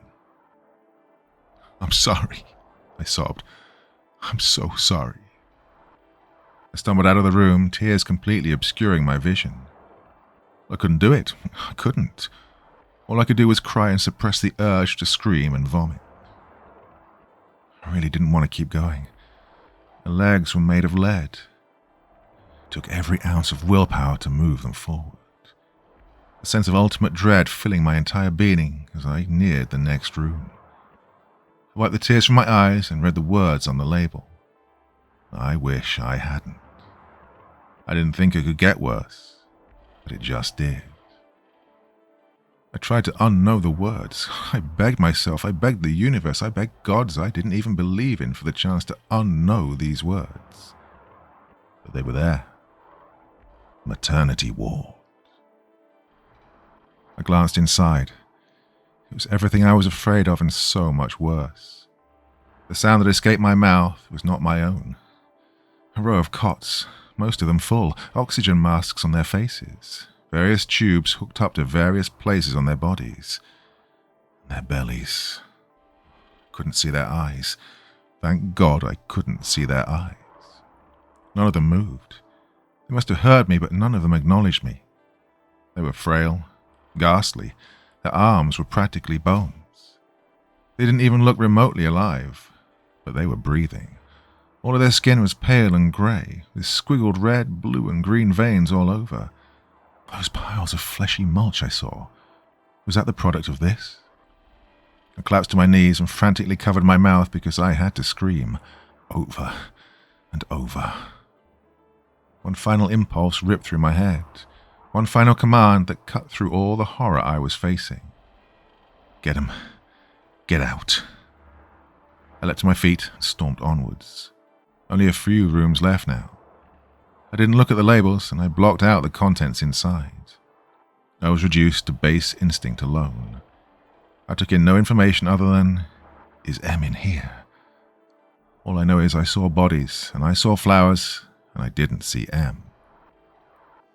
I passed 2 more rooms, but as I looked into the third, my tunnel vision broke. I saw her. I'd found her. She was lying on another of those cold metal tables. Our eyes met. She looked so tired. "Lila," she uttered weakly. I almost walked right in before I noticed the 2 men standing over her. One I knew instantly. Dom. So much anger surged through me, so much hate, so much pain, but not enough to take away from the shock of the other face. I'd seen this face before. I'd seen it numerous times in news articles all my life. Was it actually him? It couldn't possibly be, but he was here. I was staring into the eyes of Darren Barbeau.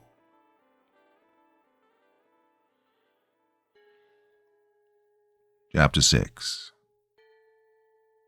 A look of shock covered their faces, but after a moment Darren smiled. "My little flower," he muttered in a deeply inhuman, hollow voice. I couldn't let the shock get the better of me. I couldn't freeze. I couldn't allow myself to break. My final impulse took over once again. I raised the rifle, pointed it at his head, and shot. His head tore apart like confetti, exploding into a firework of gore. A sea of crimson with streaks of yellowy-green phlegm painted the wall behind him. His body collapsed to the ground. Dom lunged towards me and I shot again, getting him in the throat.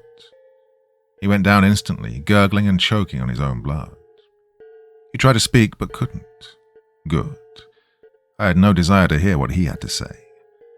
Why and how he became a part of this, for how long, what he did to Heather and why he chose her, well, I decided his death was more important than those answers, so they would die writhing in pain alongside him.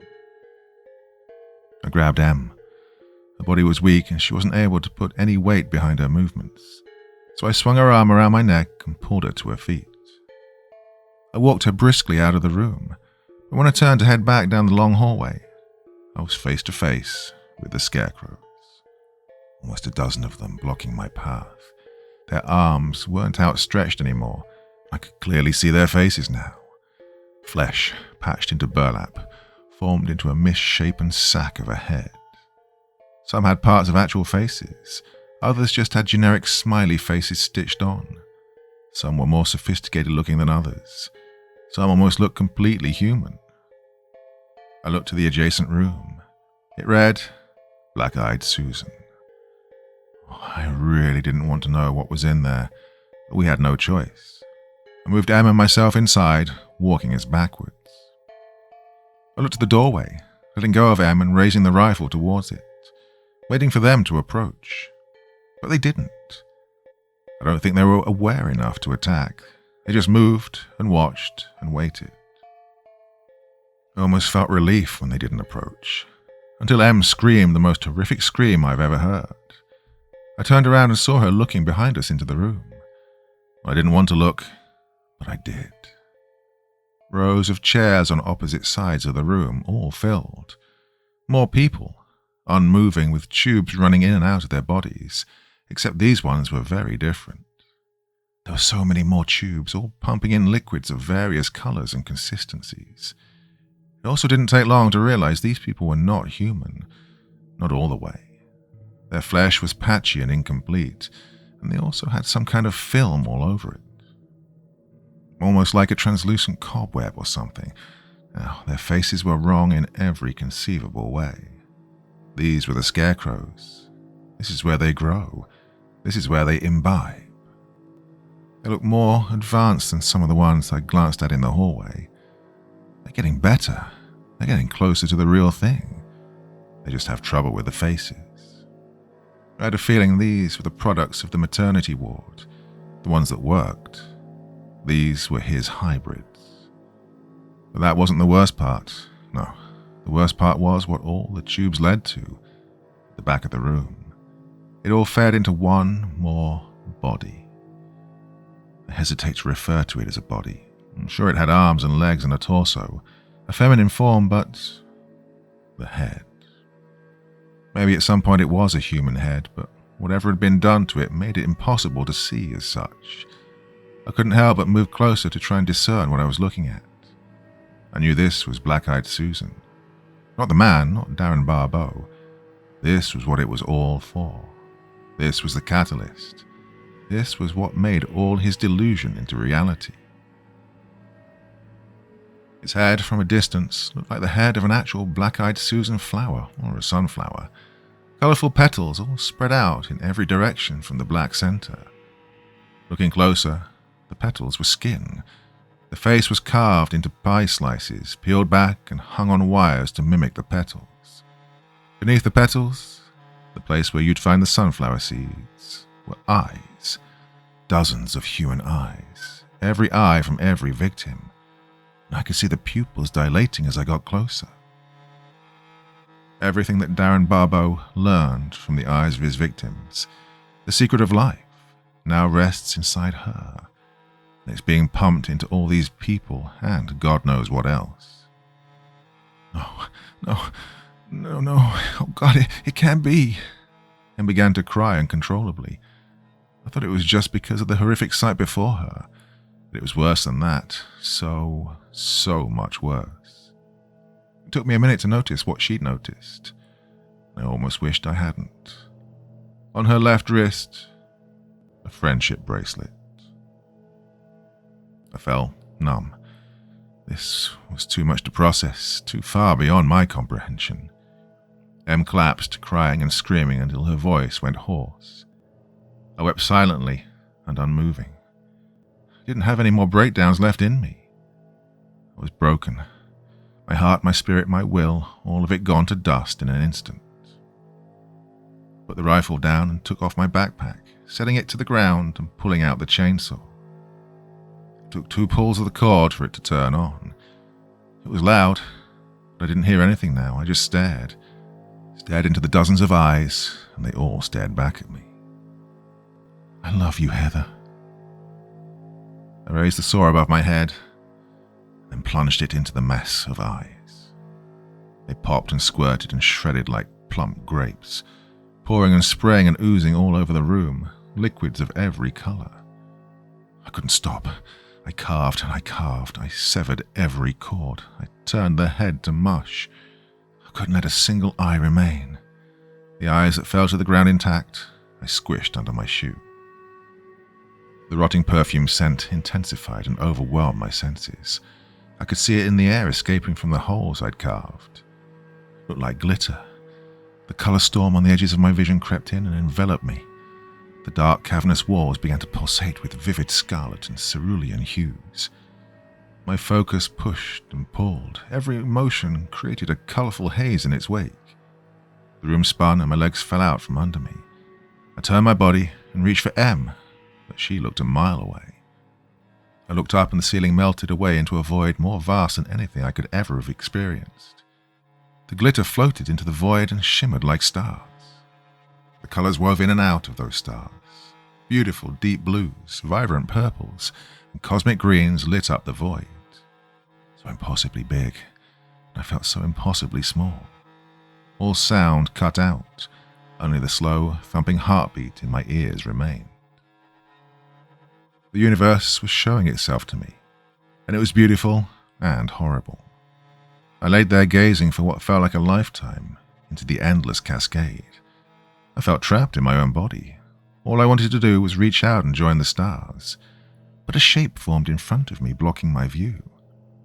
I heard external sounds and felt vague, fuzzy sensations across my face. I didn't want to leave this place, but it all came into focus. The shape became a face and I recognized it. The sounds became words and I recognized them. "Lila, we have to go now," Em's voice said, sounding 100 feet away. I remembered my purpose. My eyes focused on her face and I came back to Earth. The ceiling returned, but the colors didn't stop. First thing I saw after Em's horrified face were the people sitting in the chairs. They weren't sitting motionless anymore. They were shaking violently, uncontrollably. Em tried to pull me up, but she was still weak. I made it to a knee. I heard a pop and turned my gaze towards it. One of the shaking people now had a bright, oozing hole in their shoulder. Another pop and I saw something on their body quickly pustulate and burst a 6-inch hole into their abdomen. I heard more cracking and popping behind me, along with violent, inhuman screams.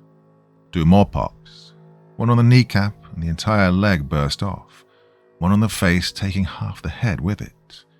Vines and tendrils began creeping out of the holes, wiggling and writhing. Another body caught my attention. Its eyes began to bulge unnaturally, pushing violently out of its skull. It screamed, and then hard, barbed tree branches shoved the eyes all the way out and hooked downwards. 2 more branches came out of the ears, and a final one emerged from the mouth. It looked like a barbed wooden hand. The tree-like hand then clenched around the face it emerged from and began pulling it inward, like sticking your hand through a sweater sleeve and pulling it inside out. What happened to the body as this occurred? Can't begin to describe, but I vomited. Sharp green needles protruded from another one's mouth, pushing out and replacing its teeth. Its lip ripped open to create a mouth 3 times as wide. The top half of the head snapped back 90 degrees. A geyser of red and milky green followed. Vines and branches ripped through another's abdomen so sharply and violently that the entire bottom half of their body was severed. Another had spider-like branches protrude from the sides of their ribcage underneath their arms, then clasp around their torso and rip it open like a Christmas present. I could only guess that without Black-Eyed Susan, the hybridization became unstable and was violently rejected. They were all being viciously torn to shreds by the atrocity of their own biology, and yet through it all, they refused to die. Bones cracked and popped, flesh tore and burst, a chaotic mess of serpentine protrusions flailed in every direction. The room spun, the deep scarlet haze, the pulsating walls in rhythm with my throbbing temples, the cacophony of pained, inhuman screams. I couldn't imagine hell looking any other way. Em pushed me to leave, but I had to do something. I couldn't leave it like this. They needed to die. This place needed to die. I gave Em the saw, and I reached into my bag for the spray can and the lighter. If anything can kill them, it'd be fire. I didn't waste another second. They all lit up, easily. Their grotesque, mutilated bodies shook and screamed in the wall of orange flame. The writhing, severed pieces inched towards me in whatever way they could, but they went up too. Em and I ran to the door. The scarecrows in the hallway began to jitter and ooze fluid. I sought to put an end to all of them when I was grabbed and tackled by the headless body of Darren Barbeau. Of course he lived. Of course he wasn't human either. He held me down and clawed at my face. The hole in his neck began to bubble and expand. I could see something being savagely forced through it, birthed from it, violently and painfully. As it squeezed its way through, I could see it was another head, a primitive, undercooked attempt at a head. No skin, no lips, no eyes, no eyelids, just muscle tissue over wooden skull, with branches and barbs protruding from almost every inch. It stuck its fingers in my mouth and pulled at my jaw. I tried to bite down, but the force was too strong, and I felt a pop as it began to dislodge. I didn't feel pain so much as intense discomfort and panic, as a part of my body wasn't where it was supposed to be. I looked into the cavernous black eye holes of the messy, bleeding skull then. I tried to speak, but before it could figure out how to articulate words, the chainsaw came ramming through it, then shot upwards, cutting it up the middle, leaving both halves splayed apart. The various multicolored liquids drenched my face. I shoved him off of me and spat his fingers out of my mouth, while his body spasmed and flailed like all the others. One of the scarecrows grabbed Em as I was getting back to my feet. Well, this wasn't just any scarecrow, though. It looked closer to human than any of the others, and the clothes, the long mess of bright orange hair. This scarecrow was made to look like Heather, and it did. It looked so much like her, except for the face, which was just another burlap smiley face stitched on. My heart couldn't break anymore. I was livid. This mockery of our best friend, the desecration, the way it tricked us into all of this entire trip. I couldn't stand it. I pushed it back and lit it up. It stumbled backwards into the others, and they collapsed in an inferno. They didn't have the basic survival instincts to run away from the flames. They just burned. Barbeau stirred. His hand began to reach out. But he too was caught in the blaze. We only had a few seconds to move past them before the entire hallway was lit up. I pushed them forward, then I had to make a leap. My pant leg was singed, but I made it. Maybe all the caked-on mud helped. We stumbled quickly towards the exit, trying to outrun the smoke and flames, but I stopped at the maternity ward. I wanted so badly to be able to do something. They were so far beyond my or anyone else's help. They were corpses. All I could hope for was that the smoke would get through the oxygen masks and take them quickly before the fire did, and their suffering would end. Em pulled me away, and we continued on. The flames spread slowly across the vines and leaves that were strewn along the ceiling and walls. The smoke spread so much faster. Our pace quickened as our lungs constricted. I expected to hear more screams as the fire spread, but I didn't. We ran through the vines at the end of the tunnel and fell out onto the grass. Immediately, we could breathe again. Still coughing, almost passing out, but we made it. We were free. The nightmare that had plagued us for decades was at an end. Em and I slowly caught our breath and rose back to our feet. I looked at her and she looked at me. When she lunged towards me, wrapping her arms around me tight. I just got my breath back, but it was taken out again. But this time, I was okay with it. She sobbed into my chest. I could feel her tears soaking into my shirt. I wrapped my arms around her too. Couldn't think of anything to say. I don't think she could either. We slowly made our way back. Saw the hawthorn tree in the near distance. The sunlight began to beam over the horizon, and the fog appeared to be thinning. The pain in my jaw began to rear its head, but I managed to kind of pop it back into place temporarily. Damn, it hurt a lot. The horrors of this night seemed to be over, except as we got closer to the hawthorn tree, something didn't look right. We both saw it as we got closer. Something was wrong, something was so wrong. Em recognized it from the last time. The tree looked wet, but it hadn't rained. Then the tree started warping, moving, pulsating. It wasn't just my vision distorting it this time. As we got closer, the wetness became more clear. It was blood. The tree was bleeding, and it was breathing. The blood soaked into the ground beneath it, softening it. Now even the ground began to breathe, and we began to sink. I felt hands pulling me down once again, except now I could see them. They really were hands. They were everywhere, hands and other pieces of bodies. Not solid, but solid enough. The disposed remnants of failed experiments, liquefying in their own endlessly pumping blood. Still alive. Oh, there was no bog. They were the bog. Em managed to find a stable piece of ground, but my legs were caught. I was going down. I was past my shins now. The bark of the tree looked moist and fleshy, and it began to open. A big 7-foot-tall vertical slit formed in the center of the tree. The sides curled outwards. Beneath it was a wall of bleeding flesh. Beneath that wall, a hand pressed against it. Then another hand. Then another. I saw what this was. I saw it inside the mine. This was the gynosium. If the maternity ward produced these scarecrows, what did this produce? It sank up to my thighs now. The hands reached and tugged at my arms and torso. Em tried, but she couldn't get to me. One of the hands within the tree pushed through. Steam rose into the sky, and a body began to climb out. The body was hairless, shiny, and coated in some kind of translucent slime. But the face was unmistakable. Darren Barbeau.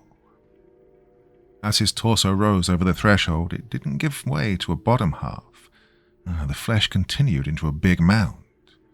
More arms and legs sprouted from the mound. A dozen or more. More heads, more bodies, all molted together. A big tangled spiderweb of parts. But even the parts weren't right. I saw a mouth on one of the feet. I saw an ear in the middle of a torso. I saw eyes coming out of a shoulder. Everything was wrong. This wasn't how it was supposed to be.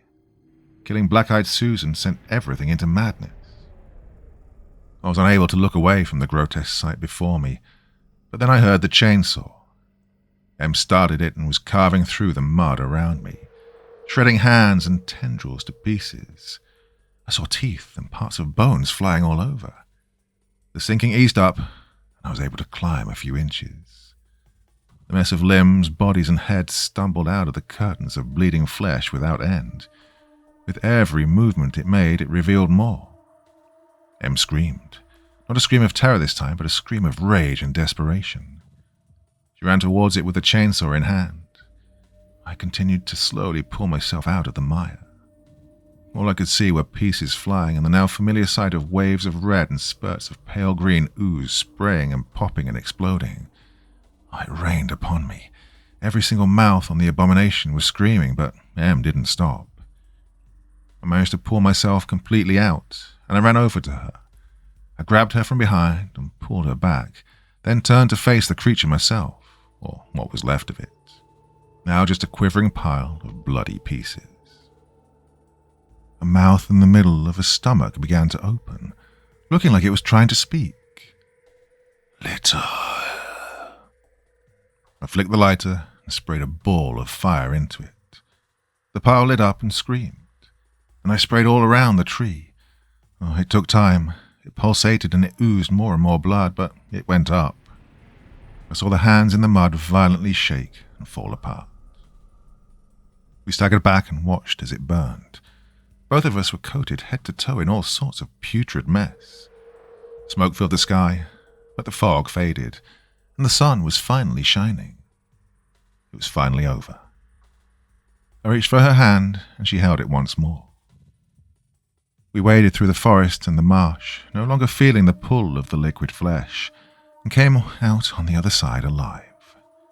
We found Em's car right where I'd parked it, and we left. There wasn't a lot of conversation as we made our way back into town. We were both just too tired. Our sanity had been stretched beyond its limit, and we had no idea how to process it. We stopped at the motel, and I had the best shower of my life. We got changed, trashed our old clothes, and hit the road. I thought about staying at the motel, resting a while, but we needed to get out of this place. Em decided to go see her father again before she left. I was extremely hesitant, but he seemed to be doing better. Everyone did. The fog was gone. He didn't appear to recall anything of our interaction last night, nor did he care to bring up anything else from the day before. They parted ways amicably. Em kept it together pretty well. We left the town, and a massive weight lifted from my chest. We were on our way home. Eventually, Em broke the long, incredulous silence. "I'm sorry, Lai. I'm so sorry I dragged you into this." "No," I interrupted, but Em continued on. "It was so selfish after all these years to make you come up here, to bring you into all my problems. I almost got you killed, or worse, I don't even know. You couldn't have known. How the hell would you ever have known? It wasn't on you. Don't do that. I can't stop thinking about it. It's all that's in my head." I could hear Em about to break down. I wasn't far off either. "I know. I can't either. Let's just not talk about it right now, okay? We only have a few hours left together, and you're right. I don't want this to be how we end things." "Yeah," I responded solemnly. I realized I really didn't want this to end. "Lai?" Em asked. "Yeah?" "Can we do your playlist? I just feel like mine's a bit much right now." I laughed for the first time since this had all started. Things weren't back to normal. I don't think they ever would be. But we could be okay, just for right now. She continued. "Before we stop talking about it, just thank you for saving me." It was a long trip back, but it didn't feel long. All the things weighing on our minds made time pass quickly, even though we tried not to think about it. There was no shut-eye. We didn't even bother trying. Before I knew it, Em pulled up to my building. We both got out, I gathered my bags, and we stood on the sidewalk.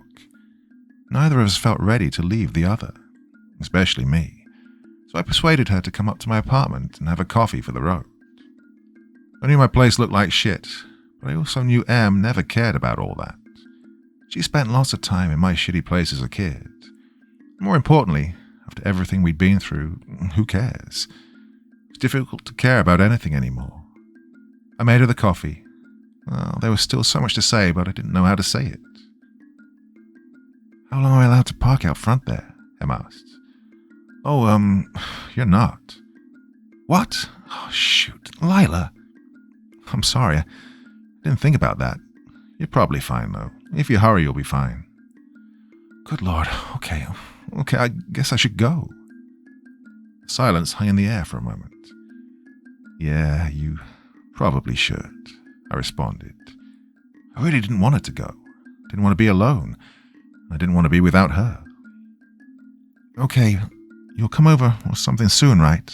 Em asked, hopefully. I will. We'll make it work. Good. Em started making her way towards the door. Thank you for everything. I'm going to miss you. Yeah, I'm going to miss you too. Get home safe and everything, Em. I uttered awkwardly, trying not to let the sadness or desperation show. Em smiled a half smile and opened the door. Well, the word escaped from my mouth, but I cut myself off before finishing the sentence.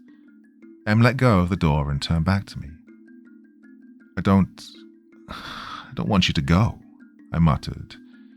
She looked at me silently, expecting to hear more.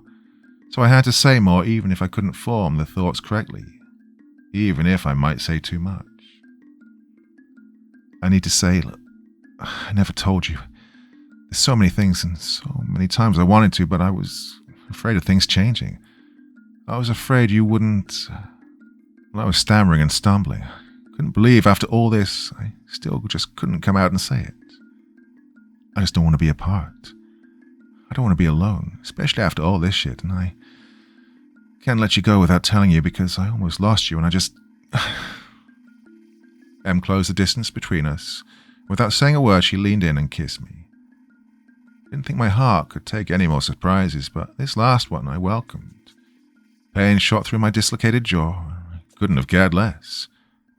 When she pulled away, she had tears in her eyes. I could feel them on my face. She must have seen how flustered I was because she laughed a little through the still flowing tears and caressed my cheek. Me too. So the trip didn't end. I decided to get back in her car and we drove all the way to her place. I ended up staying for 2 weeks. What happened during those 2 weeks is ours to keep and ours alone. We talked to Em's dad over the phone. Didn't tell him about any of that, but he did tell us some things.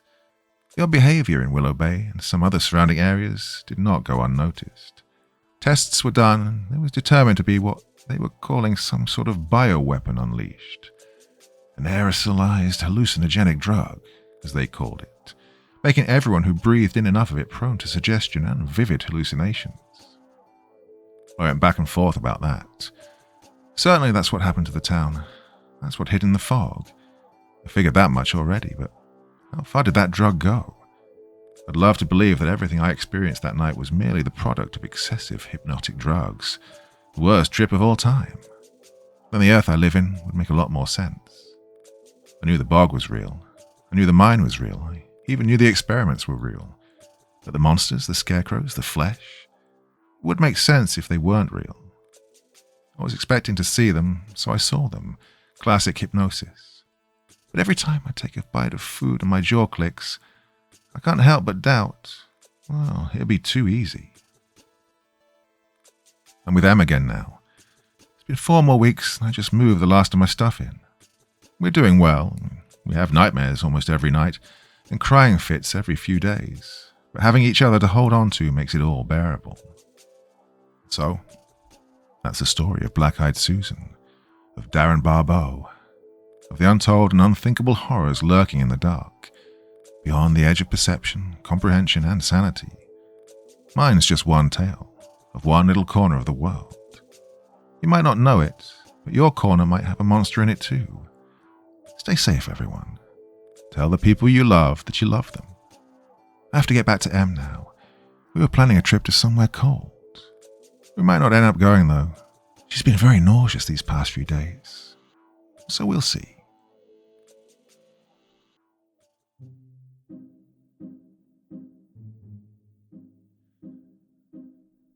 So, my dear friends, the trouble with not being an AI voice is that I've got to bloody read these stories. That was 63 pages of a Word document, 21,178 words in all. So if I mispronounce one or two of them, my apologies. I got 20,000 right, I guess, hopefully.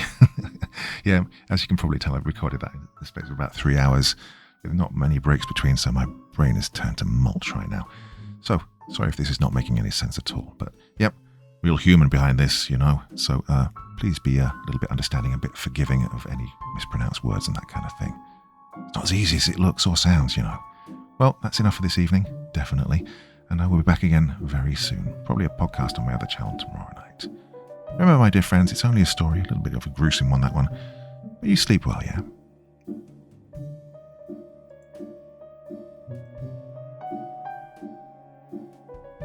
Thank you so much for taking the time to listen to this story today. It really means a lot to me and to the author of the story, of course. Well, if you want to know more about me, I'm pretty much everywhere on social media. You can find me on Facebook, Twitter, Instagram. You can download my music on SoundCloud. I've got a Patreon if you feel like. Throw me $1 or $2. Very much appreciated. And of course, on Reddit, I have a place where you can leave stories if you want me to read one that you've written. Well, hoping to see you all again very soon. Till then, sweet dreams. Bye-bye.